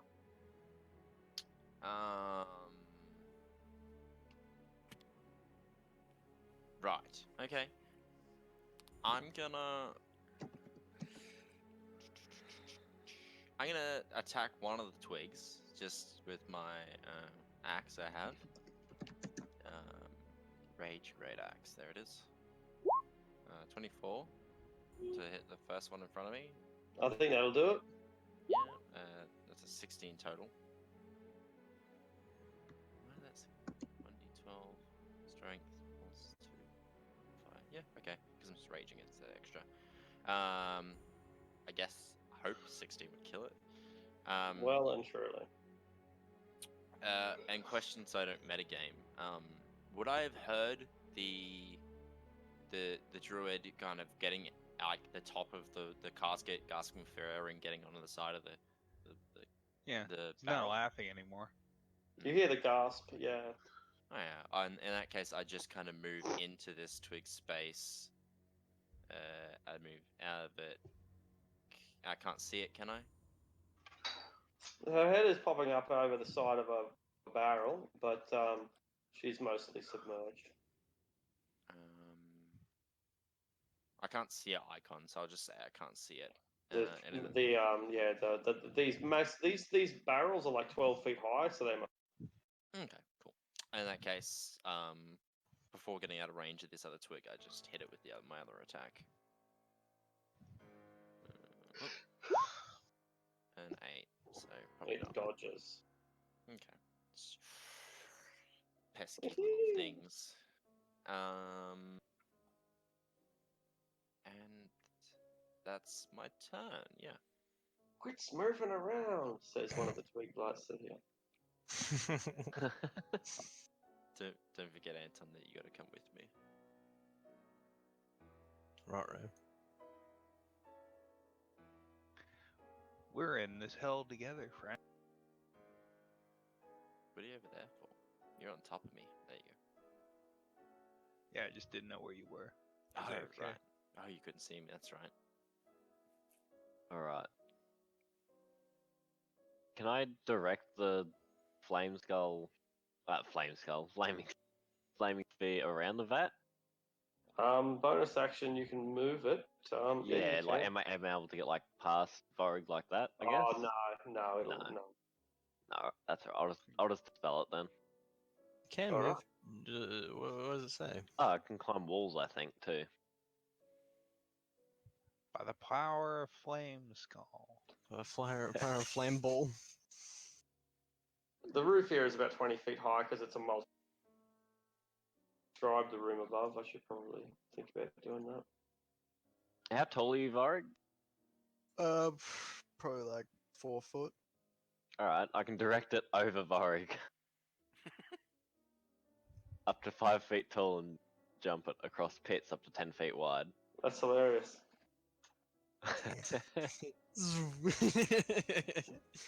And I'm gonna make it land there, and I guess, yeah, that's that, I guess. Alright. Oh, actually, I have an action too. I'll just take a swing at one of the twig blights.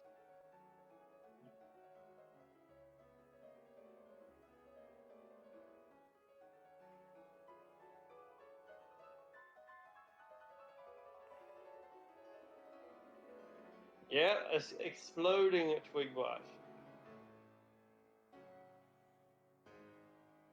Thorns and leaves and nothing else.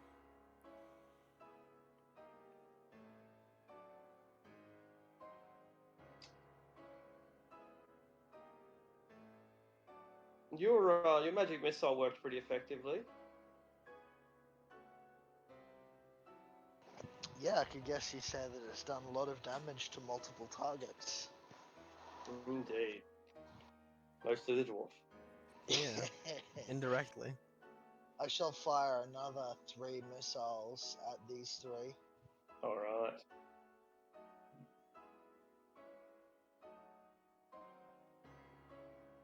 And the magic missile's a first level spell, so don't forget to roll a 1d. Yeah, I know. 1d20. There you go. 2 of them break and snap, but don't give. Only one of them is destroyed. And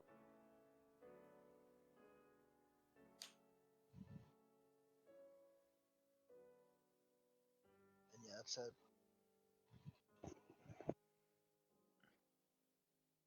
Lenway. A few magic missiles fly through the air over your shoulder. So that's 5, 10, 15, 20. I'm going to reach out and touch Vorig on the back of the head and give him a cure wounds. Yep. Who's touching me? So you regain 14 HP. I would regain some of that, but I'm at full health. That's my action. Bonus action, I don't think I can do anything. I don't know.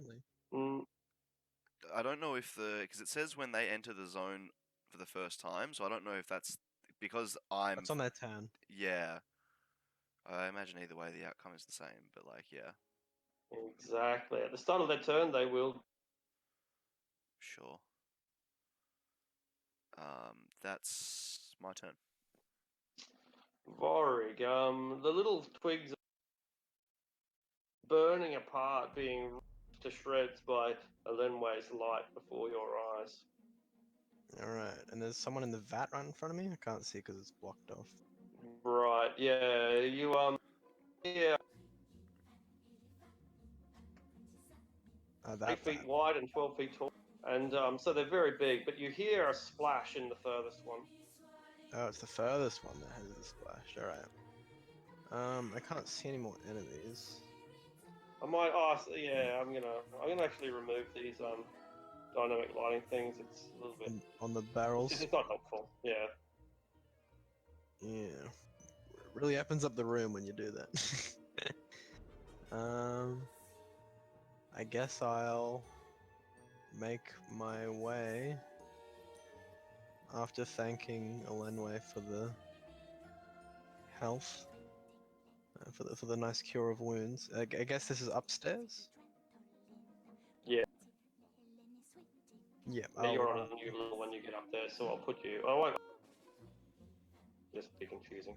yeah. If there's nothing else to look at up there, that's fine. There's some ravens. There's lots of ravens. I say hi to them in passing. Yeah, they look at each other. One of them says something to each other, and one of the other raven shrugs. Dwarf walks into a bar. I could dash and make it all the way over. All right. How deep is she in? Basically at your eye level. I might make now. If you just look straight up, you see sun at eye level with you. Okay. Yeah, I'll run over there then. Actually, no. If I can see her from where I was, I'll just take the dodge action from where I'm standing. All right. If you're able to move your other token correspondingly, that'd be helpful too. My other token. Like I just put another token on the. If you move straight up, Oh. you'll. Yeah. Yeah. Instead of the dodge action, I'll just throw an axe. Cool. Because I can. I can. She has 3/4 cover, so it's a +5 to her armor class. With a, I don't think I have advantage. Oh, without the bless as well. Ignore that. You wedge your axe into the side of the vat. It spill fermented wine. Chunk. On her turn, she points at you and tries to cast a spell, but then begins to shake and shudder and. Skip me? Did I skip you? Right, I did. I think so. Yeah, Okay. Anton. Yeah, do I have line of sight?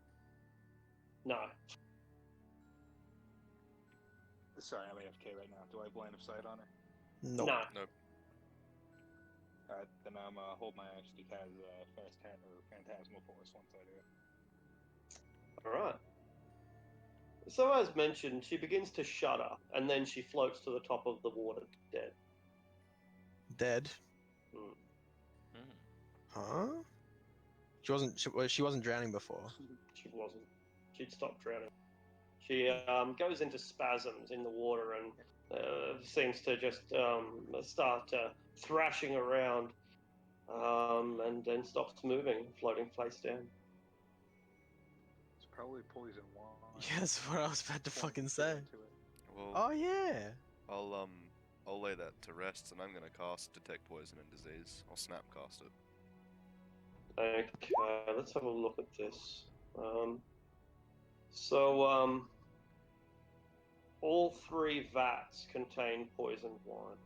I immediately turn around and look to Anton on Victor's shoulders, and point my finger at him, and say, "Don't you drink any of this." Don't explain why. I just. Yeah. I Trust this hold him on my. I hold his legs around my neck and clamp on so he can't get off and go. Don't. No one is to drink any of this. It's poisoned. I'm a dwarf. Well, yes, you could. Take- I suppose you could probably. Take my chances. Alright, now that you've explained, I'll reach up and put Anton back in the ground in front of me. Oh, and as my hands basically like touch your like grab you to put you on the floor, you will. Oh, sorry, my what's the name? Fucked up, so I'm just gonna bring it back up. You will. But magic reserves.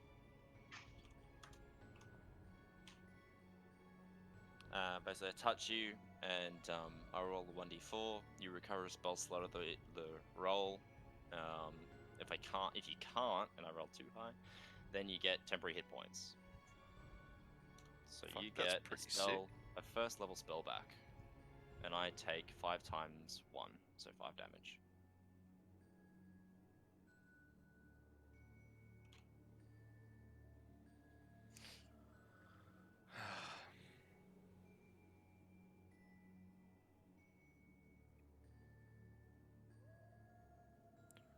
All right, what's our next move?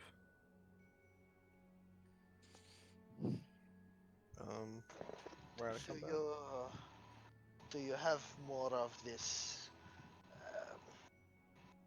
area effect that you used on the twigs in here, since there were so many more outside and we may get swarmed or try to leave? I can use that spell once more. So I will I'll hang on to it for our escape. I'm gonna Very pull the good, body very out of the good. vat. If I touch you enough, maybe I can rub some magic off on you. Take a step back.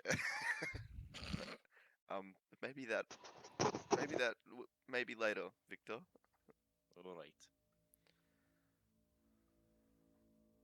Vlad can promise that it is not weird. It is purely magical. I have done it for him before. Victor gives very good arcane massages. Arcane massage. Strange folk in Barovia. It needs to be a business.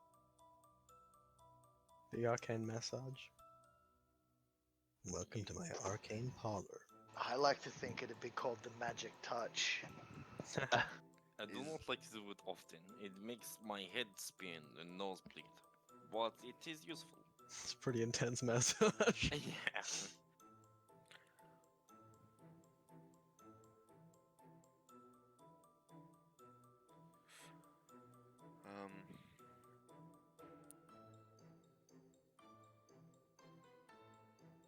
Is this like a little office in here, Arctic?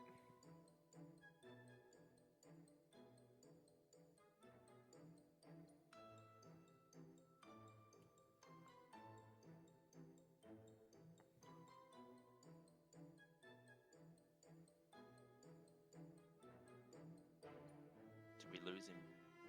Arctic? Oh, I'm sorry, I'm muted. My mum's Oh. So this is a storage room. There are bare Okay. hooks lining the walls. There are shelves that hold several pairs of stained wooden sandals, oversized soles, useful for crushing grapes. You walk around in these sandals, and that's how they mash the grapes. Both doors to the room are open, so there's one that opens up outside, I'm pretty sure, and one that opens up through that you've just come through. The door to the west is fitted with iron brackets and leads outside into the rain. Lying on the floor next to it is a 5-foot long wooden beam. There's lots of sandals here, and the sort of cloaks, the place where you might hang your cloak, but there's no cloaks hanging from those hooks. Sure.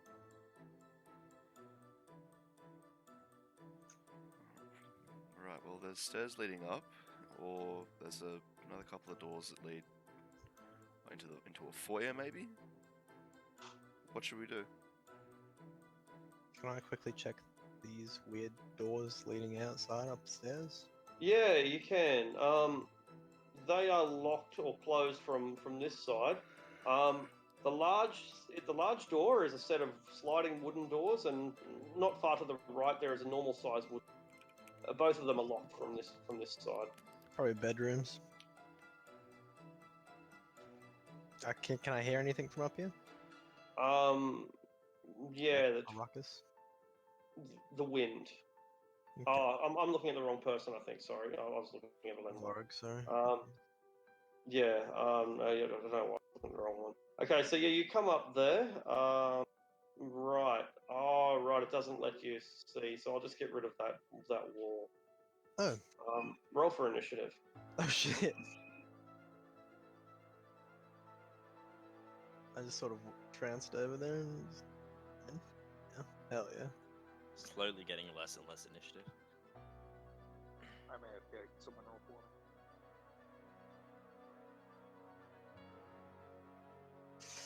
It's Strahd. No, it's a druid. That's right. Is this not a wall then that I'm up against? Well, I mean, you. Maybe that leads to the third floor or something. I can't really. Because this is stairs up here. Yeah, they're stairs up, and they. And Oh then yeah, so that might lead to the third story. Wall and door. Is there a third confusing. story? I didn't think there was a third story. It's more like a 2.5. There's not. There's not a third story. So where the fuck does that staircase even lead to? Let's just assume that it leads to where we've taken you. Door right to the left of me. That. Oh right, yeah, right. My token's a bit large, I guess. So I'll just. Right, I'm probably just my ignorance. Yeah, so. I'll put that wall down again. Am I missing something? You're on a different level. So yeah. Okay. Yeah. I'll move my character on the other level to show you where I'm standing. I'm up here, Yeah. going upstairs, going up another right. set of stairs Okay. that ascend about here. And there's a door to my left, pretty much where the coat room door is. So I assume you step out and they're ready for you. You've been looking for yours truly. What are those? Are they You don't druids? They appear to be plant creatures. They have. If those were masks, they would be sick as hell. It's pretty cool. They are pretty fucking dope. All right. Well, you have the initiative in any case, Warwick. Oh, has it been? Do you think it's been a minute? Because we dragged the body out. We. Yeah. Checked. Okay, I would like to not have vulnerability to piercing right now. So yeah. Try and get rid of that token. I guess the first thing I'd do is rage, and then hold my action to smack the first fool that comes up to me. Not a problem. Do you make any indication that you've discovered anything? I guess I just sort of get stanced up and kind of angry, like give a little grunt of rage to indicate that I'm, Alenma, you are probably oblivious. Yeah, okay. Well, that's kind of good because I was AFK for the last couple of minutes. Perfect. Sure. So I've got no idea what's going on. Yeah, that's fine. Effectively, all right. You have stumbled into a machine and a couple of plant creatures. The druid looks already prepared because they've covered themselves in a bark-like texture that seems to indicate their preparedness.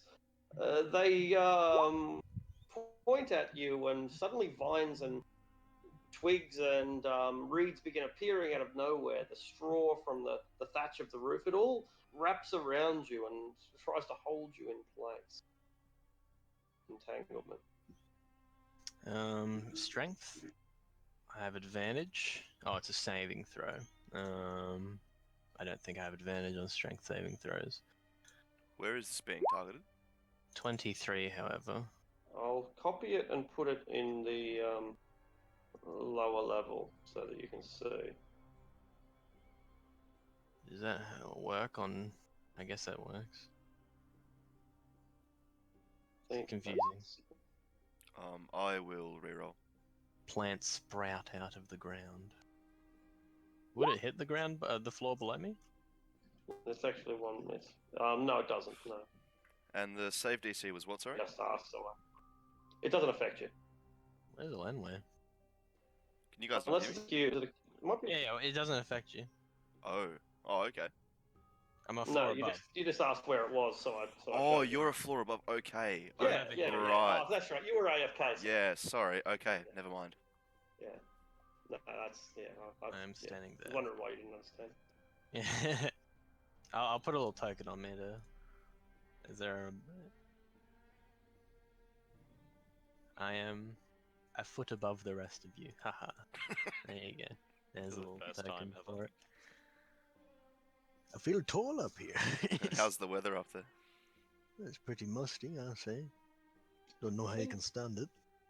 Notice you see the roofs of this place suddenly sprawl with vines and entangling reeds, and you recognize the spell immediately. I think Vori's in trouble, guys. More druids. And I'm gonna 5, 10, 15, 20, 25. I get there with 25. You know he's on another level, right? Yeah, I'll say I was watching him, I guess.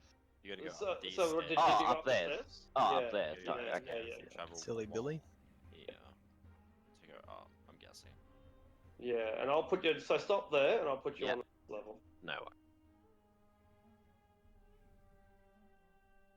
All right. So if you go directly up from your position, you should be in.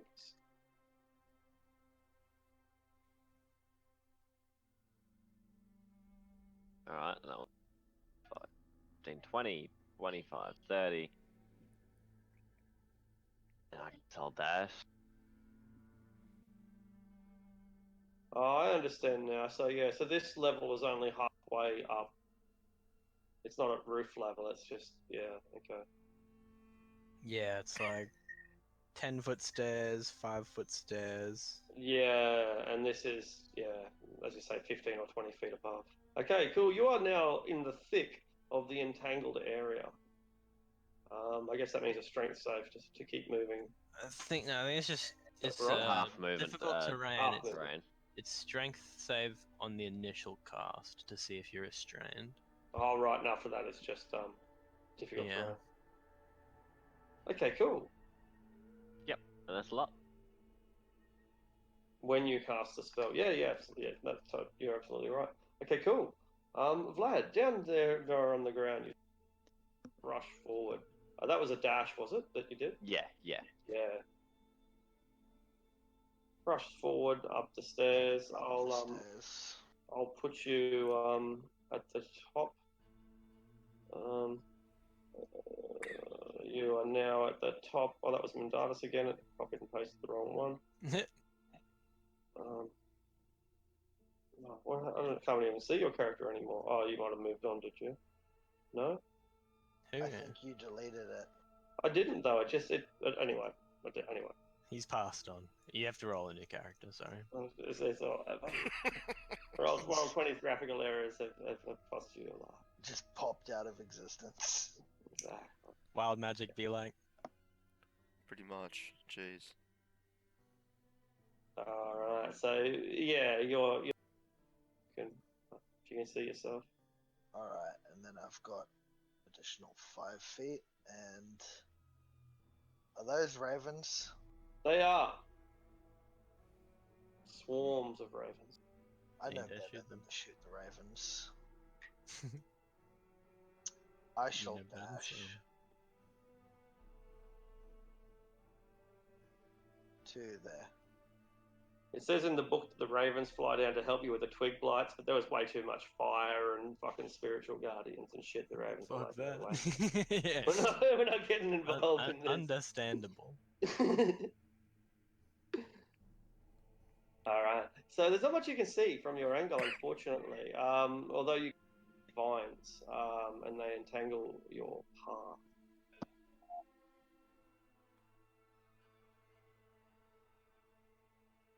All right.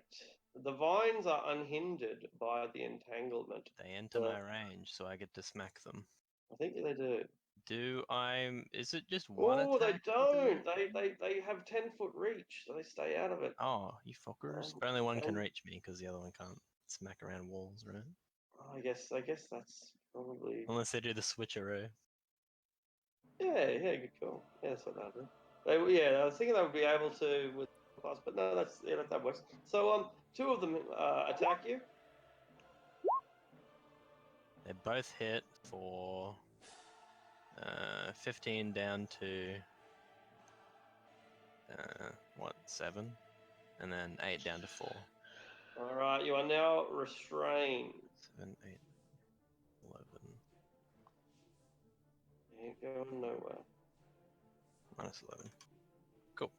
Large is grappled until the grapple ends. The target is restrained. The black can't constrict another target. Okay. Would I have to make 2 separate grapple? Sure do. Three, isn't it, for the Yeah, the spell the as well. entanglement as well? I saved from the entangle. Oh right, so just 2 then. Yeah. Yep. So it'll take 2 actions to get out of that. Oh, rip. Damn. Victor, there are plants erupting from the roof. Potential nightmare.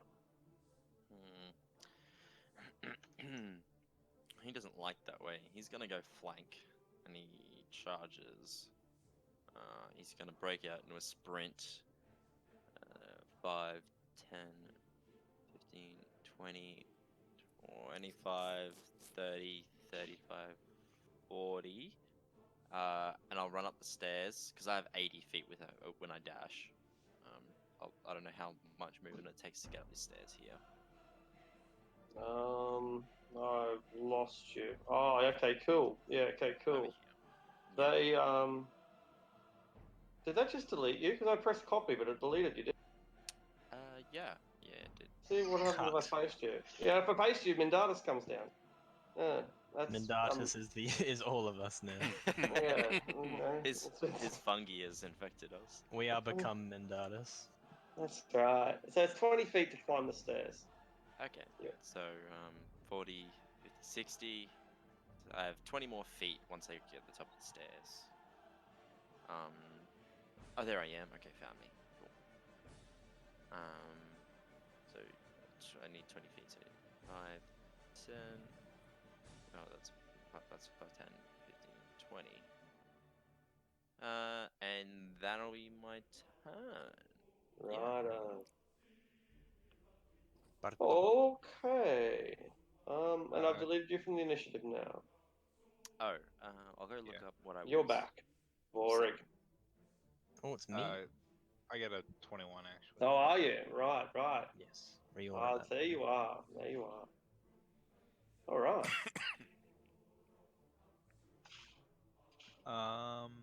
Does Anton have the ability to follow the route Victor just ran? I'm not sure if we're on the same level or if we were on the same level. Are you still on his shoulders? No, I did put him down. Right. After the fight ended, I put him down. He ran up these stairs, so no, he's not on the same level as you anymore. But I'm on the same level as those stairs, right? Like I could run up them too? That's correct, yeah. Okay, yeah, he's gonna follow up afterwards then. Presumably. Alright. How far is it up the stairs? 20 feet, so I'll put you here. That's 5 feet. I'll copy you. It didn't delete you, which is pretty amazing. That will take 25 to get... Wait for it. There we are. So, yeah, it took 25 movement to get to where I've just put you. If you scroll straight up, you'll see yourself. Got it. Excellent.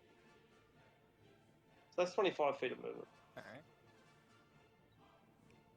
Alright. And then I guess he's gonna Mic dash. off. Let me read my half. Mic on. I have something like I can move through this. Yeah, it just means it's not difficult terrain, so you've still got your full 25 feet. That's what it means.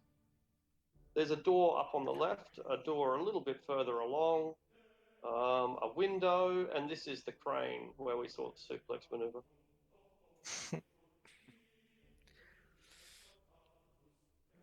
Yeah, door on your left, and then there's another door just in front of you to the left as well. I don't know if you can see him or not.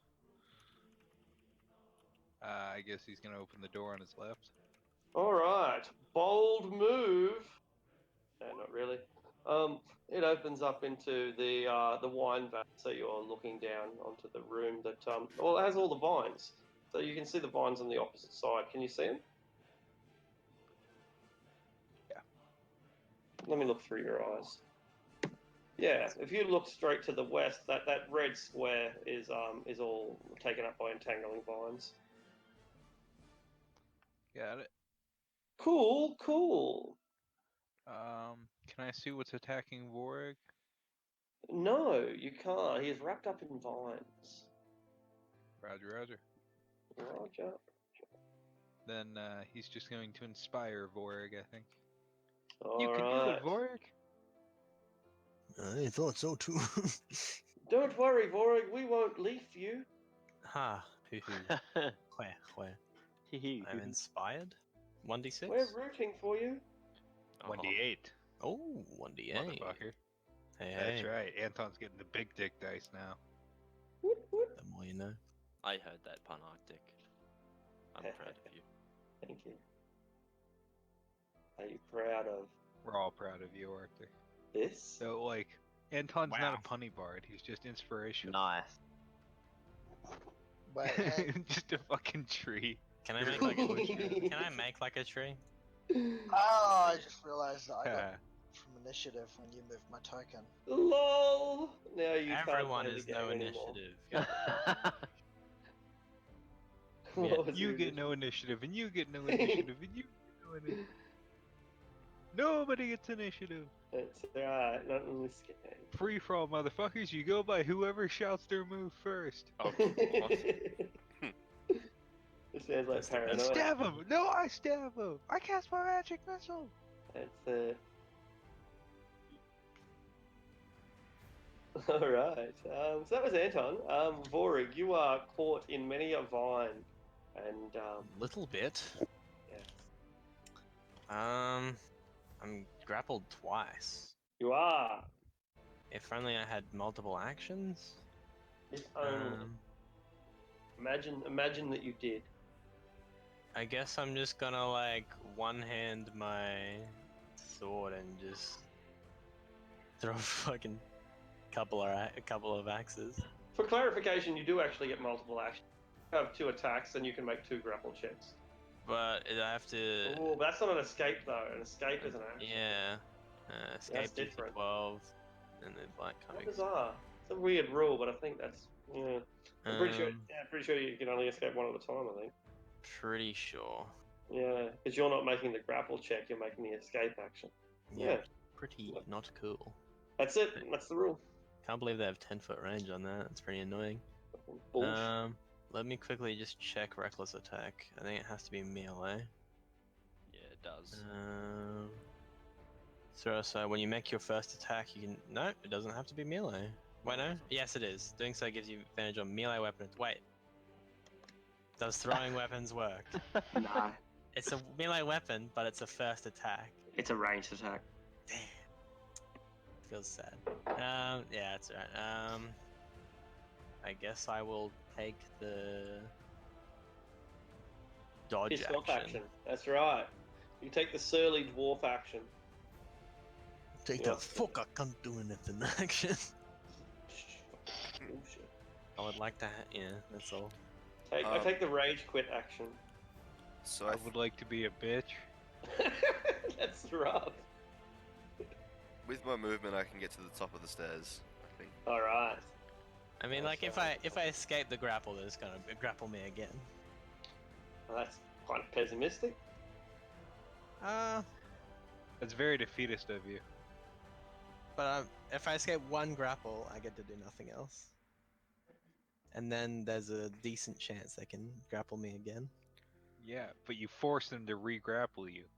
So these are Yes. the ravens. Okay. And nothing is gained. Alright, so I get to the top of the stairs. Can I see Vorig wrapped up in all of these vines and shit?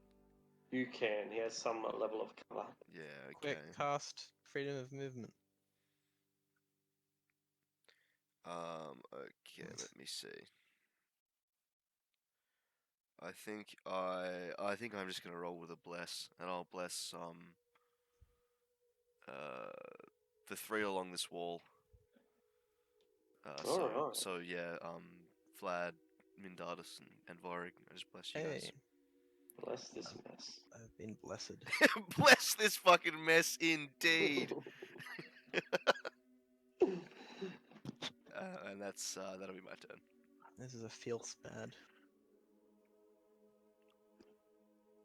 The druid is satisfied that all is going according to her plan.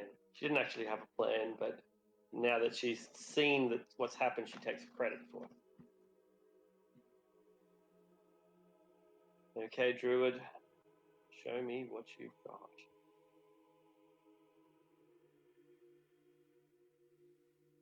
Druid, where's your character sheet? Roll 20, what are you doing? It's shrunken. Not gonna complain. Roll 20. Come on. All right. So the druid is in a pretty advantageous position. She likes where she is, and I don't cast her spells because like it won't let me. This Roll 20 program be like. sometimes. All right, that helped. It did help. All right, brilliant. Okay, so why not just use a bit of produce flame? It's a tried and tested favorite. It's a fan favorite. The kids love it. 17 not going to do it, is it? Against 4. 17? Yeah. Yeah, that hits. That hits. You are burning. You are Oh, burning. disadvantage. Never mind, because Oh, no, I'm restrained, so You advantage are again. restrained. Advantage. Flat. So Yeah, it hits me. 4 damage. Crazy. Your beard is on fire, right? You've got one hand. Beard What? is burning. What the fuck? In Dardis is kind of funny. Admit it. Can I like get down from Vorig there? Is there like a way down? I can't really tell. Let's see. No, it's all flat ground here. So I can go left but down though? Yeah?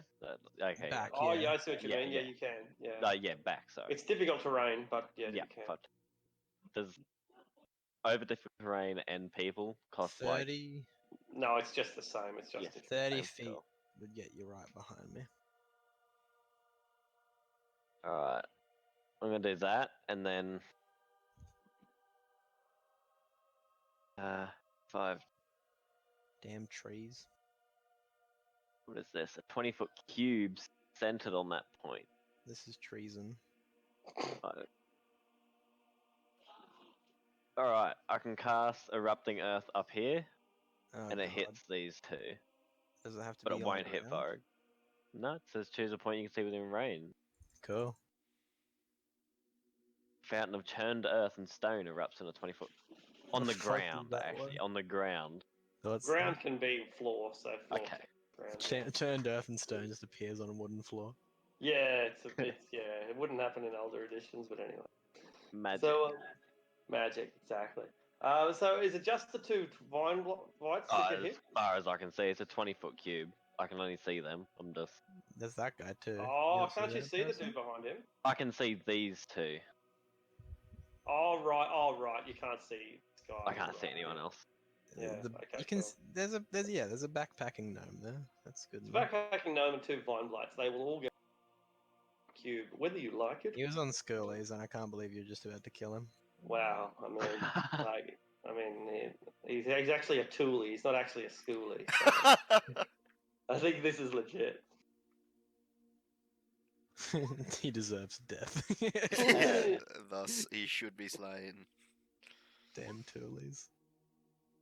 Wow. 20. Shit, that just doesn't kill him, but gee, it destroys him.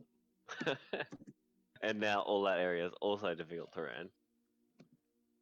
Alright. Fucking up this winery. Plants and shit growing. Pretty And much. then now like a little miniature earthquake. Wowzers. Yeah, that's savage. And they look like they're just about ripped to pieces by your eruption.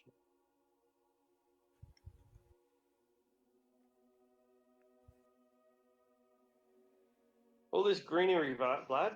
All this foliage. Flora. I can kind of see a druid here. What? I'm gonna cast magic missile on them. Kind of is all you need for magic missile.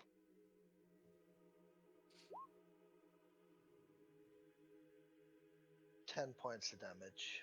Blasts it into obliteration. That was the druid in the back, not the blight. I appreciate. Bang. Does the spell go away? Sadly not. Oh, yes, it does. But the grapple remains. It does. It does indeed. And grappled as you are, they are able to.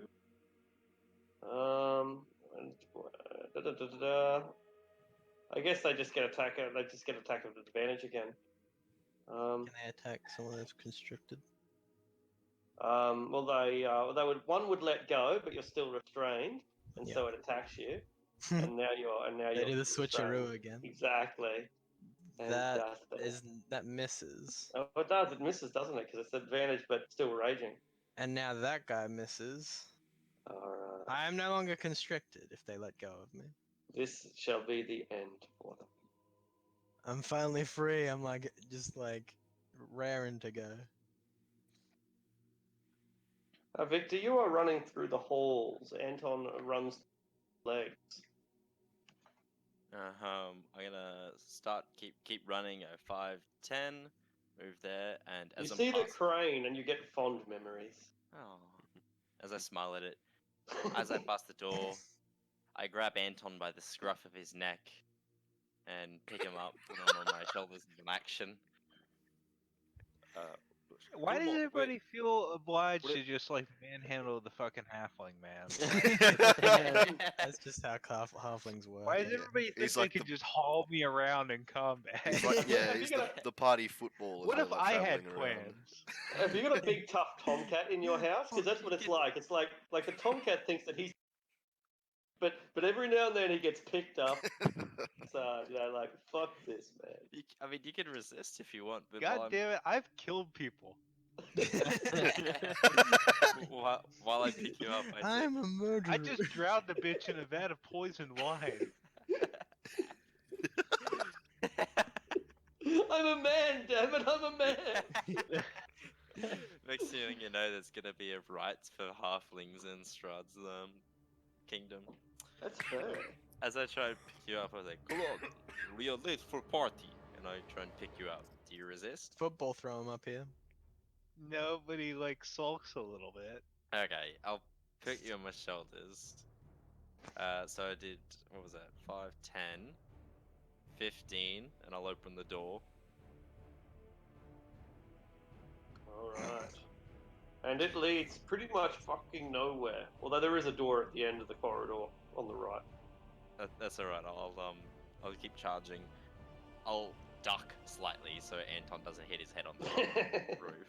So what was that? So I was here. So 5, 10, 15, 20, 25, 30, 35, and I'll open this door. Alright, I'll take your action to open this door. Oh, okay. Only open one per round. Alrighty, then I will just wait here then until I'm done with it. Because I can't open the door yet. Anton, you are being manhandled. Boy-handled, rather. Mandel. Anton will reach down and politely open the door for his large friend. That's kind of, that's teamwork, that's cooperation. True synergy. Let's have a look at what Like we got. Master Blaster. Exactly. That's a totally appropriate analogy. This room contains rectangular tables, chairs, an L-shaped cupboard. Who gets L-shaped cupboards? And a floor-to-ceiling closet pantry. Next to the pantry, a small iron stove. It looks like this is a place where you might do your cooking and store your balsamic vinegar. There's a door up on the right.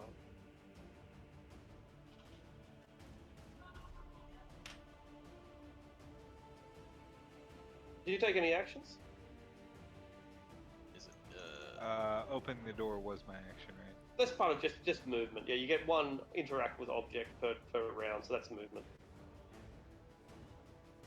Well, Top of his head. then he's gonna hold his action to cast Phantasmal Force on the next humanoid, like druid enemy he sees. All right, because Sad to Victor's say. humanoid. But anyway, let's you didn't need that. You don't need my shit picking. It doesn't help any. Vorig, kill some vine blights. Let's get this I over. will run in there, finally free of the shackles of the tree people. And with great delight, I would like to recklessly attack all of them. All right. You're blessed as well. I am blessed. Let me double check that I've got that selected. Yep. Okay. So I'm gonna go in clockwise order. Sun Sword against the first one. 28. Dead. He's dead. Uh-huh. Cool. I have not ticked bless for some reason. Okay, I only had it on saving throws. And the next one is on obviously the only other thing in here. Why not? And the destruction Got him. is complete. Holy shit. 16 damage on a long sword.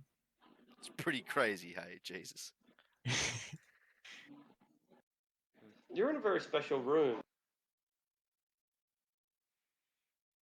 There are a desk, a chair, a tall wood, strange contraption. Takes up most of the northern end of the room. Right now, you wish that Djukovic was here.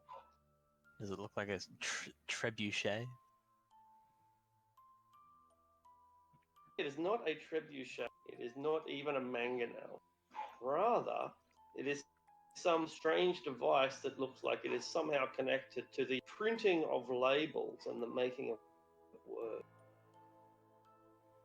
Oh, it's a printing press thing. It's a printing press, but you don't know that. You're right. I don't know that. And I... if I... Djukovic would. Any more combat? If not, I'll get to work clearing the ground since it's been churned. Alright. The printing press appears to be in a serviceable condition. And I'll just look around for whatever gems these guys were talking about before in this room as well. Alright, let's see if there's any gems in the room. And the survey says... Oh. It says what? That was fucking great. I missed it. Fuck, it cut out for me. Alright. You don't find any, I had to recover a little bit from that. You don't find any gems. There is, it's a printing press, as noted. There is a cabinet with there is a cabinet, and inside the cabinet there is a key hanging from a loop of twine. If there's nothing else important in the room, I guess I'll snatch the key for now if we're looking for more shit. Might be rude, but that's alright. This place is quite quiet now, and so I think I shall move the dynamic lighting from certain sections of the map because I tend to find it quite. We can see. Oh, and there's is that the third floor? Does that go up? Looks like it goes up. Down. There is a cellar. Ah, that goes down. Okay. Do we hear do we hear that the signs of fighting have stopped? They certainly have, yeah. Oh, so I walk over with Anton on my shoulders, and I hear the signs of fighting have stopped. It's like, I got Vorg. We're late, and I just pick up a chair, like angry, and I smash it against the wall. Ugh. Rude. Anton sheds a single tear for another fallen comrade. What, a chair? No, obviously Vorg's dead. The sound of combat has ended. Poor Voring. Bleeding fucking blights over here. I guess, yeah, I'd walk with Anton on my shoulders into the hallway to see everyone that's fine. Thanks for your erupting stone spell thing, Min. No worries, I needed to help you out best I could. Hey, it's fucking blights were right pain. I will come back. Does anyone know? I don't see an unlocked door anywhere. I got a key for one. about this one? What's that voice? And I'll go walk back inside with Anton to try this door in here we haven't tried yet.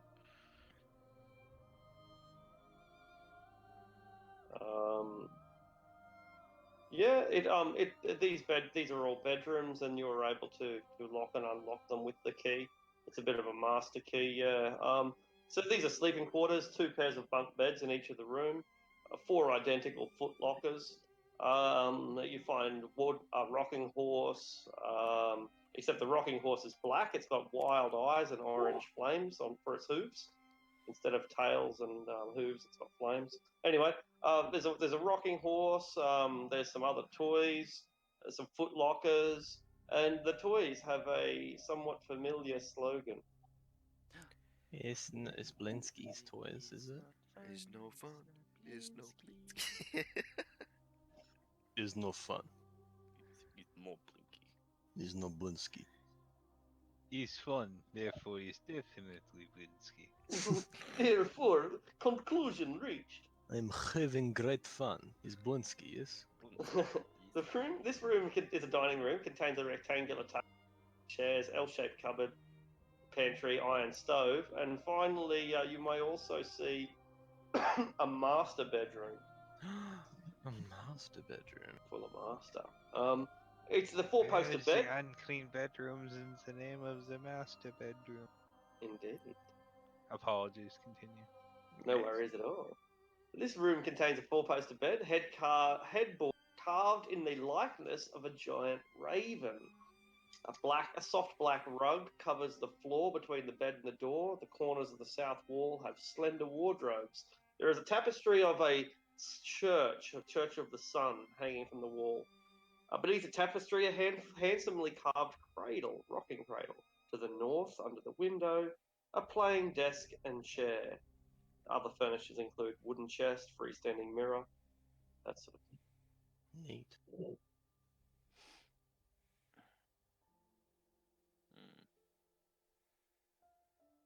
The chest is locked. Dun, dun, dun. I guess I'd are you still on my shoulders, Anton, or you got off? You know what? Stuff's still been attacking us. He's gonna stay on the shoulders until he's absolutely certain this place is cleansed. Okay. In that case, I'd kind of walk over to the table with the chair. I grab the book off the table and like hand it above me to you. What does this say? It's And important. time begins flipping through it. The book, yeah, the book and the records. Oh, is it records? Yeah, Okay. that's right. So yeah, that's what they are. They are business. Exciting book by any stretch of the imagination. It is a collection of sales records dating back a century, or even longer, in fact, hundreds of years. Ever since this vineyard has been built, pretty much every transaction has been recorded in this book. And it would appear that the vast majority, if not the entirety, of the shipments have gone to 4 people, maybe 5. Who would those people be? Make an investigation roll. Strahd. Does anyone remember the Strahd. You work out not only the code, but also the destination, if that makes sense. I'll just so these are the ones that you find. The initial 4 are quite common, but if you go back far enough, if you go back a century or further, you'll find more. BV, BW, K, V, and S. Alright. When was the most recent delivery to S? Would be about a month ago, maybe a little less than a month. about a week ago? About a week ago. Yeah, less than. Alright. Like, what was the details of the shipment? They don't accept payment. They seem to. There's no record of transactions, rather of just of Yeah. delivery. Yeah, there's- no, I'm sure they don't demand payment from Strahd. No. Like, Um, how much did they send him? to Strahd, they haven't sent anything there in 100 years. The other places, they send them mostly by the barrel. You said the last one was a month ago. Yeah, but not for Yes. Strahd. Yeah. Oh, No. okay. Oh, sorry. No. No one. The Strahd hasn't been delivered to in a century. All right. Yeah. Okay. Thanks, Strahd. Strahd trench coat. Okay. Yeah, I was thinking like we could use this to infiltrate his fucking castle, but never mind. Yeah. There's an easy way into his castle. Yeah, I guess. Like he keeps sending us fucking invitations, but I don't know. But yes, while Anyway, he's reading. yeah. So Anton's gonna like close the books. He'll be like, it's just shipping records. I'm gonna grab it and I just try to leisurely chuck it back on the counter while I'm searching the rest of the room. You find a chest. The chest is locked. The sort of things that you expect to find in a bedroom as well: women's clothing, men's clothing, etc. Bah. Can I? I look over at Anton. Is it worth trying to open the chest, or should I not steal from these people? Probably better not to. You know, Alright. since they've offered us payment in the form of wine.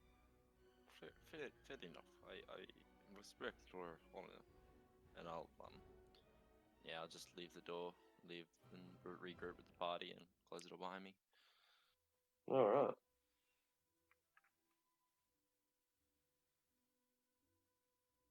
Roll 20's fucking up for me. Better reload it.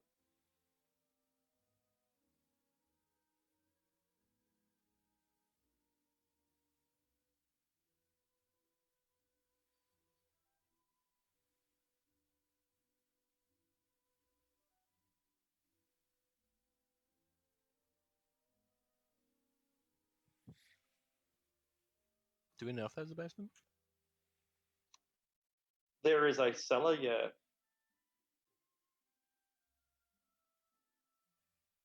Maybe we should check the bottom level before we go and give the all clear. Yeah, okay, that's smart. Can't hear anything now, but we should definitely be sure. I'll come with you. Let's go take a look.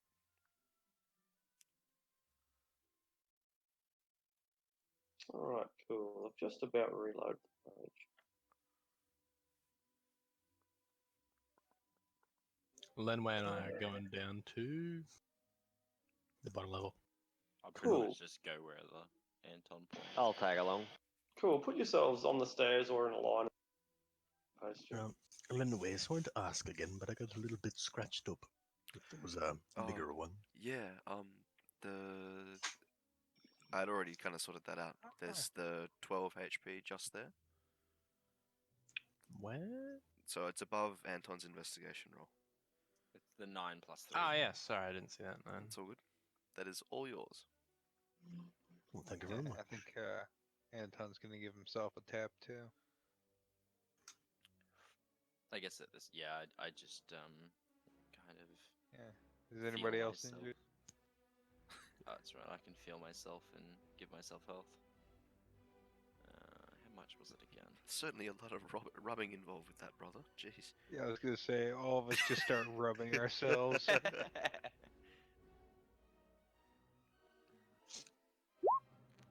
I attempt to rub myself as well.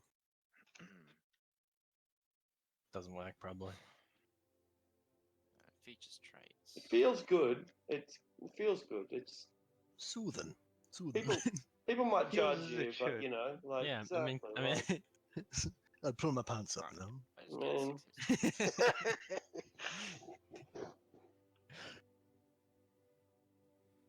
all right. So anyone who wants to go down the stairs, just place yourselves near the stairs, and I'll cut and paste you. Rightio. Or have you done that and I can't see it? We're pretty much on the I've- top floor one.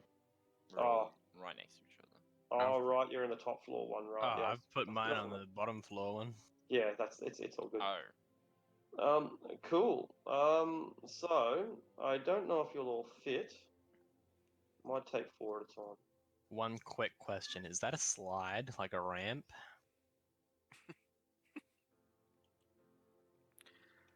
It's a staircase. Really? Oh, Lame. I thought That's- this was a fun winery for a minute. that's shit. I was gonna like pour some oil on it. And I'll put the other 2. That Since sucks. they might be at the front. So yeah, I'll put everyone down here, down to the bottom, but you don't all fit, so some of you are on each other's squares. There is a door in front of you. Sure you can see you're not unknown. Is there a dead body on me? I can't tell. No, it's not. It's just someone else, yeah. I will put my ear against the door first. Alright, make a perception check. Whoop. Sounds You can't- alright. You can't hear any talking or anything like that, but you do hear a scratching sound. Like something is rubbing against the door. This door. Dragging. Yeah, that's right, against the door you're at. Dragging on I- the side. Like, imagine someone scratching their fingers along a board. It's a bit like that. Is the door locked? Jiggle the handle a little bit. Turns out it is not, yet they are ready for you. Roll for initiative. Coolio, coolio. I was gonna say, let's open this door. I'm cramped. Yeah, where exactly are we? I'm not exactly Scroll sure. down. Oh, scroll all the way down. Oh, right on. Yeah, okay. Sick. Right on.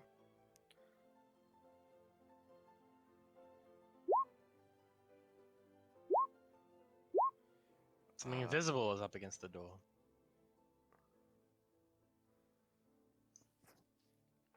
I imagine that Holy fuck. going through the bedrooms and whatnot probably would have taken the bless off again. 'cause Yeah, it's absolutely. it's been more than a minute, yeah. Definitely. Bless again. It's just about looking that way, hey. There is, however, a really cool spell you could use. So, what you see here is a wine cellar. Wooden pillars and beams support 10-foot high ceiling and the ice cold cellar. Ice cold. It's split into two by 5-foot thick brick wall. There is a thin mist covering the floor. Each half of the cellar features an 8-foot tall wooden partition, and that partition is doubling as a wine rack. The western rack empty, the eastern one half full of wine bottles.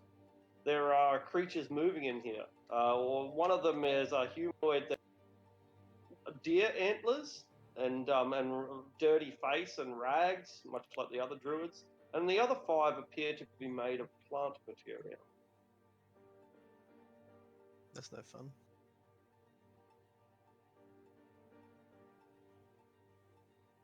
I'll end way. Okay, and the door is up this way? Or am I at the door? No, the door is in your face. We just opened it. Didn't I? Did I open it? Oh, I Yeah. see, Yeah. okay. Yeah. Oh, We're so piled this in. door is open, right.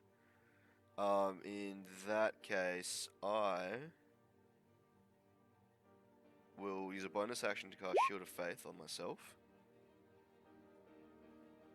And I will go into the room. Okay. Mhm. Oh, sweet mother of... and then- Bonus action dodge. sweet mother of the sun, and I'm going to... oh, Jesus. Move into this square and use my action to attack this fellow. Alright. I will swing with my mace. You break it easy. It has a little bit of bug. 8 damage. Yep, 8 points of damage. You shatter it almost in half. It weeps seep, but doesn't break entirely. Alright, and then... Weak that's my sack. turn, yeah. Yeah. Victor, you're pushing past people to get out into the clear. Get out of the way. 5. I am big 10. boy. Yes. Anton's Push- still riding his shoulders, correct? Unless you have changed otherwise, yeah. I have Um, halfling hat. 5, so that's 10 here. I wear 5, ass for hat. 15. 15 to here. 5, 10, 15, 20, 25, 30, 35. And I'm going to rage at this point. So I'll... Make a Wild perception rage. check first. The Ooh. druid is hiding. Oh, sorry. Yes, that's all good. I didn't know what to specify. Well then, I wouldn't rage just yet then, because I couldn't see him. Perception, 19. Yeah, with that you'll easily find them. Yeah, I see him. I get a 7 again, so my shadows weave around my blade, and it does psychic damage now. And yeah, I just start pumping into him with my great axe. It's 1, 2. 15 and a 14. Decisive blows both. Oh no, the second one. 15 and 14 both miss actually. Yeah, bark skin. So you dig into the skin, but they bounce off its wooden flesh. Okay. Skin. Yeah. Yep. Not good enough. 15. No. Okay. And I guess I kind of just stand there menacingly. Indeed. That's my turn. 3 needle blights scratch into a Lenway with their claws. Row, row. The first 2 hit me. Sorry, I was only meant to be 3. Doesn't matter. The other 2 fire their needles at a Lenway. And then the top one hits. So what's that? 14, 22 damage. 22. Great. And then it's three concentration checks. 3 contacts. And that should have faith down. You lose concentration on your power. Anton, you are riding.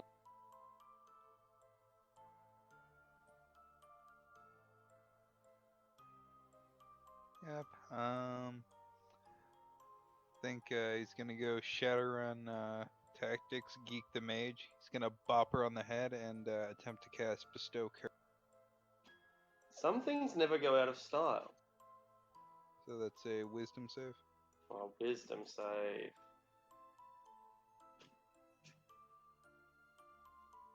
Failure. Not today. So he's Alright. going to give her Wisdom save every turn, or she spends her action, or she spends the turn doing nothing. How disappointing.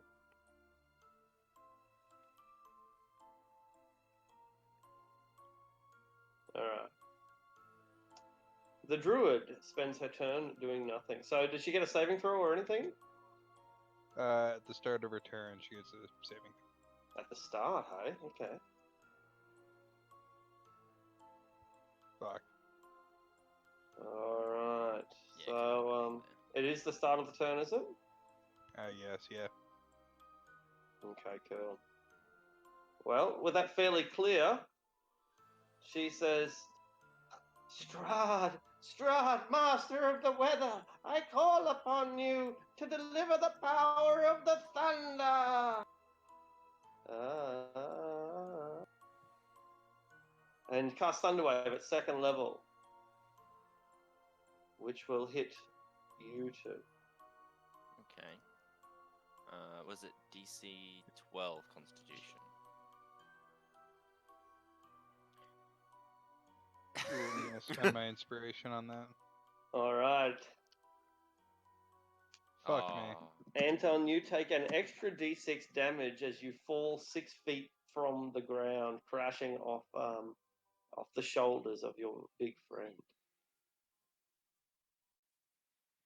So, do I just take the 6, 5 and the 6? So 11? That's right, which is halved. So you take 5 damage. Anton takes 14 and is knocked back 10 feet? I think it's 10. We'll say 10. You do, however, land on your feet. So, a small blessing.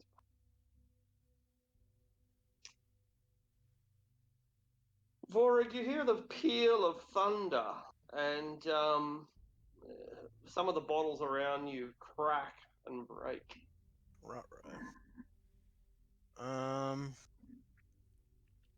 I will bonus action rage. I very angrily stamp into the room at the sight of more spilt wine. No other reason. And I guess I'll stomp over next to a Lenway and get a cut him. The good news is there is no spilt wine. The bad news is it's because the bottles were empty. Ah, that's a shame. Maybe even worse. I don't know. Yeah, rage bonus, and then I'll use what's it called? Reckless attack, and attack these two from bottom to the top. Very well. Sun sword. I'm not blessed, so I'm gonna get rid of that for the next time it has to come up. So that's 10 radiant damage on that first Carving into one. and then the second attack, using the same momentum, Sun Sword again. For 17 damage. Obliterating the second in a traditional dwarf display of plant hatred. Yeah. And I'll Fuck you, trees! fuck tree. I'll step in here. I've got a fire sword, no. And yeah, just block it away. I don't have any other actions there. I think that's me. Mindana, sounds like the chaos is going on in there. You hear the sound of cracking glass and peals of thunder. I'll step in. I'm gonna use symbiotic entity to gain 24 temporary hit points. Whoa, that's a huge amount. Yeah, it's 4 every level in your every level in Druid. Wow. And I will step here. I think that was an action, so bonus action I'll just cast Magic Stone, get some ready. Okay. And Vlad. Vlad, step forward.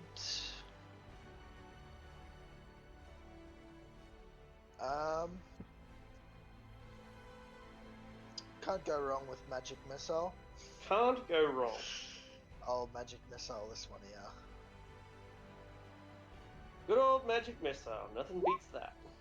12 points of damage. Boom. Obliterated. Nothing but leaves and twigs and a couple of thorns left behind.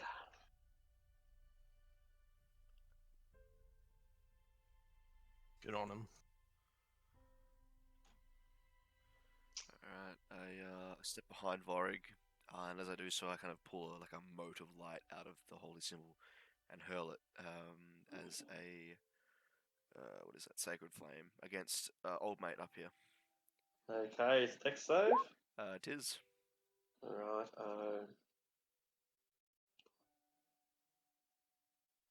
Ignition, and it burns like a plant that with say. I kind of just step into this this corner, and that'll be turn. Okay, Victor, you have lost your I'm sorry, I lost my halfling hat.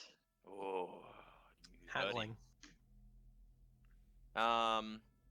Seeing as my attacks against the bark skin weren't great, do I have to grapple before I put manacles on somebody, or It'd have to be a helpless creature. You have to be restrained, yeah. Yeah, okay, cool. Okay. I guess in that case, if I can't really do anything, then yeah, in my fit of rage, I just keep swinging, trying to break through his defenses. I'm gonna re-roll the natural one with my what's the name? The Yar. reroll I have. 23. Finally That'll got do through it. his defenses. Finally. Oh wait, I have reckless. Why haven't I been using reckless? Oh my god. 11 damage. Yeah. Silly you. Barbarian, man. I forgot about that. I haven't played a barbarian before. 11 damage to him. Brilliant. And bonus action. Just yell in his face. Try and scare him a little bit, maybe. I don't know. Make an intimidate check at disadvantage. For he is wearing deer antlers and you are not. Just 6. That's alright. I have sick antlers, idiot. You're just jealous. Ha! Nerd!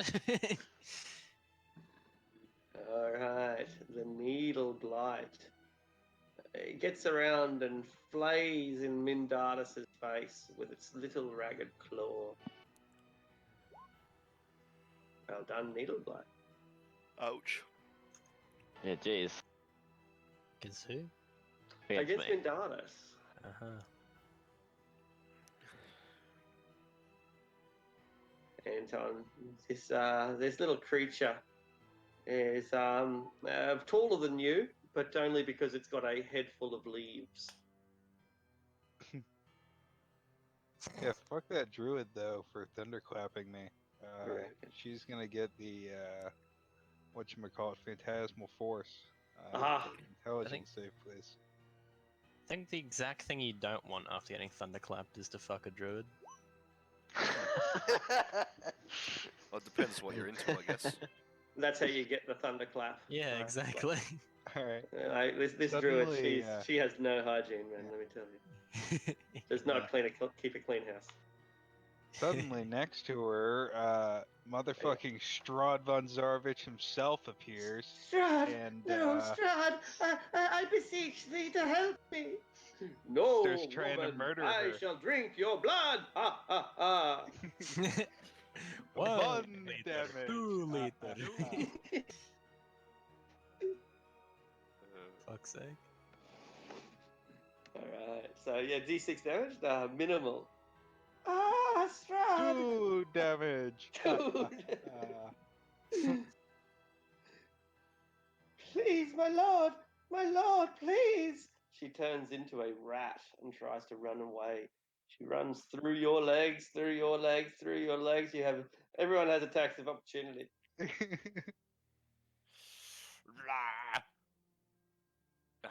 She doesn't get very far, and rats only have 1 hit point. Just 8. Oh, and an extra d6 on that. Oh, you curb stomped this poor druid. Wow. I'm going to imagine that this is probably going to be the end of her. Play it out, Vorig. We have a poor, vulnerable druid suddenly turn back into humanoid form at your feet. My feet. Oh no, you're a bit further away. Yeah, sorry. Didn't even get anyone near your feet. Cool. I see 1 twig blight, so I may as well go over to here, smack him. Maneuver. I have no other way of getting to him. The twig blight just can't believe your strategy. It's like, how the hell did you do that? How did you do it? Walked around a wall? Wow. Crazy. Advantage again, because the ye good old reckless attacking. Humans are a really advanced species. It's a dwarf, dickhead. If you 8, 9, 12, 14. Don't judge me. All humanoids look the same. And then step on in. She's injured. She is injured, vulnerable, and afraid of Strahd. I wish to use my spiked armor because I haven't gotten a chance to use it yet. So just like blend her essentially. Oh, goodness. Yeah.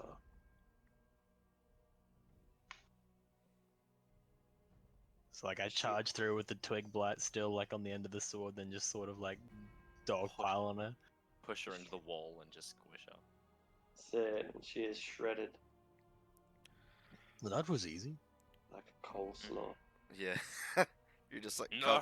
covered in bits now. Like that was easy. Oh, now it's a Jeez. refresh. Well done, comrade. Thanks, dynamic lighting. Jeez. Well done, comrade. Very good. There are 3 barrels of wine here. As mentioned, all the bottles are cracked or empty anyway, but the 3 barrels are apparently full.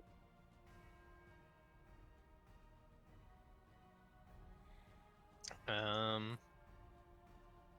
Can are I, ice cold. This room is ice cold. can you can I are they able to be opened? Yeah, you break the seal, whatever that means, but yeah, you That's can. right. Okay, so they're not tampered with as far as No, they're not tampered with. They appear to be in good shape. Well, let's go let the others know, and maybe we'll get a barrel out of this. Maybe a few. I don't know. They've got like 3 barrels. Does this go After- down again? Or are these stairs up? No, those stairs just go. Those are just. the This stairs that is go a up, you know. ramp. Yeah, it is a ramp. It is a How ramp. they get yeah, the barrels you're up and down. Fuck right. yes. Exactly. Yeah, it is. It is. Yeah. We could turn into a slide. Anyone got grace? Not on me, no. I mean the spell. Oil. Oil's somewhat sticky, however. But I guess it would work. What if we? Who's asking? Me. Vorig. Put Vorig in a barrel, and just go from the top and then roll him Is there down. any empty ones? It's been a while since I've been barrel rolling. Me and the lads used to do it back in the day. After we pushed over cows, we'd hop in barrels. Cows? No, we didn't have cows on the ground, mate. Roast. Roth. We go Roth tipping and carrying and barrel riding. Oh, I don't know what kids get up to these days, but that was the way to raise a child.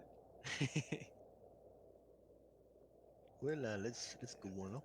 Yeah, let's tell them what we. I want to use the spiral ramp. Just because it's fun. It's a bit slippery, but every time you fall over, you chuckle a little bit. Don't know what the key's for though. Maybe for the outhouse.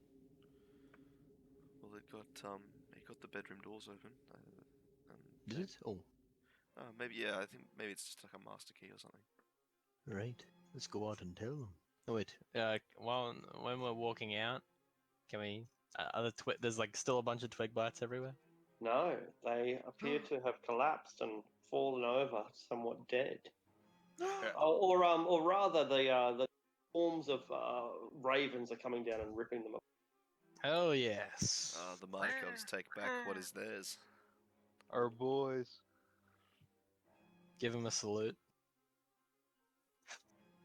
Yeah, Anton will use his universal speech thing and be like, thanks.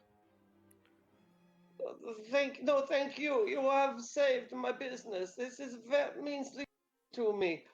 If only there was some way to repay you properly. But alas, What about your we will- horses?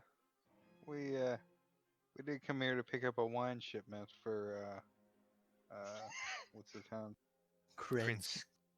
Did you I'm find any wine that was still intact? There is like 3 barrels on the bottom floor. There were 3 more, but they got crushed. And your vats of fermenting ones have been poisoned. They've been poisoned. Don't use them. You have to clear them out and get them cleaned. Oh, do you have any magic that can purify poison? Looks at it like that. I have a spell that can clean. All non-magical food and drink within a 5-foot radius, centered on a point within range, is rendered free. I could do it, yes. So can I. Tomorrow. Then, wonderful. Then I would give you all 3 barrels payment. It is not enough, I will know, but these will be the last barrels that I ever make. These last casks. For as you can see, my farm is withering. I might be able to help with that. I do not believe you can. Papa, perhaps he can. Not in the way you think, though. Perhaps, perhaps they can find the gems for us. I told you, my son, to only speak when. Perhaps you are right. You mentioned these gems before. Important in your brewing, is it? Important in the growing. You see, this winery has been here for some time. In fact, it predates the erection of Castle Ravenloft and the arrival of Strahd and Zarovic. It has been here for centuries before him. And it was always very prosperous, very magnificent. Not good? Too It was, funny.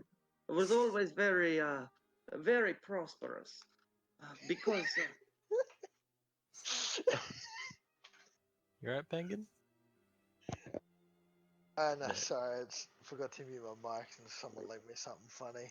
Roger. I thought that was external. Yeah. And what is? Stop laughing at me for fuck's sake! Well, I'm telling you my life story. Yeah. How dare you? There were 3 magic seeds, gems. These are magic seeds. They provide a bounty of a different variety. We had 3 types of a wine. We have a purple grape mash. We have the dragon bliss, and we have a champagne. But you will not find the champagne anywhere anymore. It's the gem that made that wine is since gone. I fear that maybe That maybe what, sorry? maybe 1 month ago, or maybe more, this gem was stolen by a hag, an old woman, a bitter old woman from the ruins of the town of Berez. And he points it out on your map if you want, and it's that village that I showed you before. I'll show you again later. I believe that Baba Lisaga has sent her minions to steal this gem, and my farm became destitute. But now, 5 days ago, the druids have come and they have stolen my other gem, my last gem, and they take it down to Easter Hill. And I'll show you that as well. It's not that far away. My family and I, we have tried to reacquire the gem, but it has been to no avail. The final gem, which has been gone for decades, was eaten by an eagle in my youth. And the gems, they have a magical life property. They make things grow. They make the eagle grow. He gets big and big and big, and he becomes a giant-sized eagle, but he does not stop growing. He becomes bigger and bigger and bigger until he is so large that his wings block out the sun. He becomes the fabled rock. What the fuck? Fuck. I cannot ask you to retrieve my most precious gem, the Champagne Dilu Stomp gem. It is too hard to kill such a creature. But perhaps you can go to Easter Hill and find my purple grape mash jewel, or you can harass Baba Lisaga in Berez, and you can get the Red Dragon Crush gem. Maybe. Or perhaps this will be the last brew the Martinov family ever makes. Well, it's important for the region. Oh, okay, hold on for a second. We're literally gearing up to go after Strahd, and this guy's like, "Ooh, I have these 5 magical gems that'll let me make different types of wine." And Vorig's like, this is important. I mean, I like, can promise you that if you do this for me, I will give you a time supply of wine. like, Anton thinks about it. just like, listen. If we leave, right? and like this isn't fixed. They're gonna run out of wine again. Everyone's gonna fall into like lame. No one's gonna have fun with no wine. If we like don't kill Strahd, if we fail, if I say we Like- help. I say we help them. Mhm. Plus, I mean, it's wine. It's I If hear we you. fail to kill the devil Strahd, I think whether these people have wine will be the least of our concerns. No, but it will be on the concerns of everyone else in the valley. I think the fact that they do not have wine will be the least of their concerns as well, considering Strahd will probably go on a rampage after we try to kill him. Oh, most certainly. I think he's like, dealt with enough rabble makers in his time to like not really care if someone comes and dies at his feet. But we shall not come and die at his feet. This is why it's hypothetical. Anyway, look, if we like, where's this other place? Maybe there's more allies we can find there. Now we haven't read through the book yet. He may have like note down more Exactly. pains in his asses. We should take the time to really go through that journal as well. I think Like, it just gives us more time to prepare as best we can. We- What if? Sorry, you go on. We just can't shy away from the fact that this is, well, a tremendous deal. I mean, like he's fended off what, a mad wizard with a score of people in his wake. It's gonna be tough. We're gonna need like the most amount of allies we can get. Well, it was more of a fight between the devil and the wizard. The rest of us were, In the way. well, yes. Well, what help are you two then? Get out of here. Leave. Piss off. This was before we got strong. This is before we got shown the error of our ways. What if we go on this quest to retrieve the gems, and we have someone, what is it, read the tome while we go? Read we read the tome. Maybe there's like, oh, these people are pains in my asses. Like that chapter. I want to read that one first. I want to find where they are, and I want them to be our friends and allies. Maybe like deliver a cask of wine, and they'll be like, all right, we'll fight Strahd with you. For a cask of wine. I mean, I would. I am. Don't judge me. Yeah, Ellen can't help but chuckle. Hey. But like, I don't know. What's this other town? Can we ask him about the town that the hag is The from? village or- of Yeah. Bearers? Is that what it's called? Perez is a Perez. ruin. So Perez is a Oh, little bit big for its boots. It rose Strahd and he destroyed them. Oh, cool. All the more reason to find more allies. But like, yeah. And he said the We hill, should- This is- the hill is close this- by. There's already one gem within, like, yeah. How many gems do you need? Every gem that you bring back will bring more happiness, prosperity to the land. Right. Every gem that you bring back will bring a new flavor and means you have a lifetime supply of a different brew. These are like magical gems. Does it make the wine magic? Or is it just, it gives you the ability to make it and that's it? They are mystical objects. They may have other properties beyond what my ancestors used them for, but we have always used them for growing grapes. I am no great scholar nor a true wizard. That is my ancestor. Well, why don't I get started on purifying these vats and we can talk about what our next move is from here. Aye. Right. More like if we can't do that today, more as well. Would we be able to rest up here? We would be delighted. Oh, here's your key, by the way.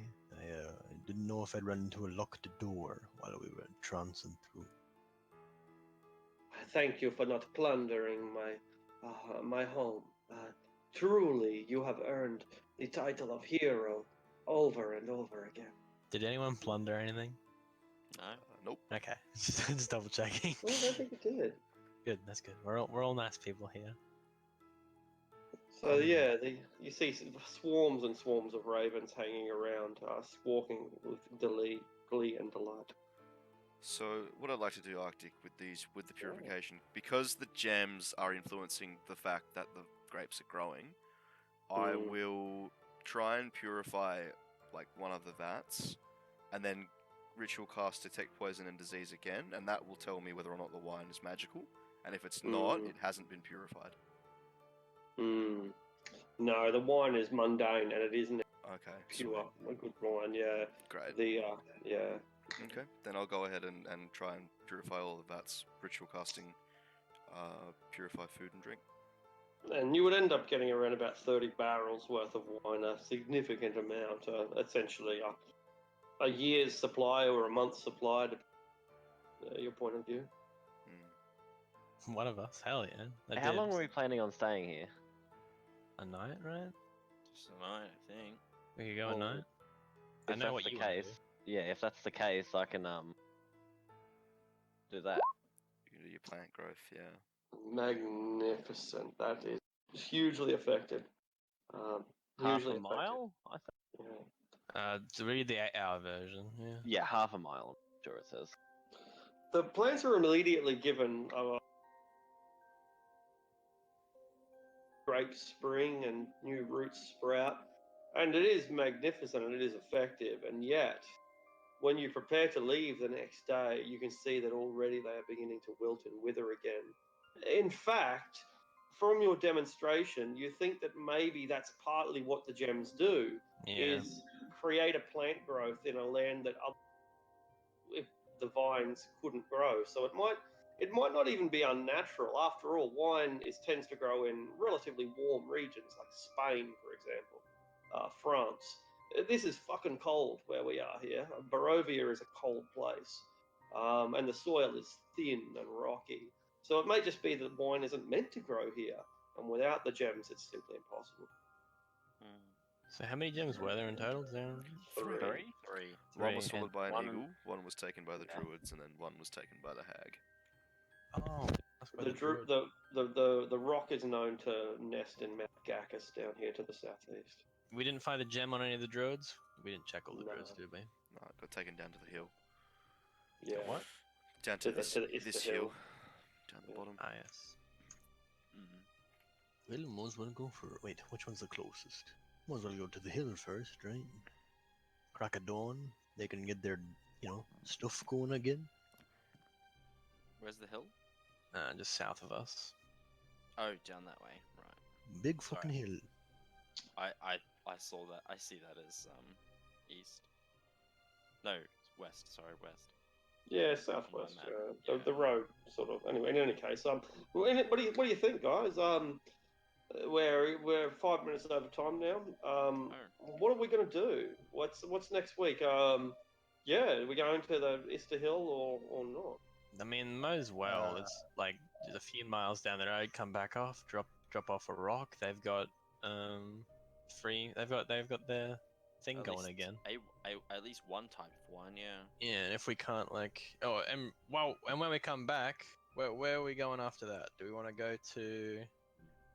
Where was the other place? Can you show us that other village that you talked about? Perez is here. It used to be a town. It's now a swamp, like the rains have turned it into a.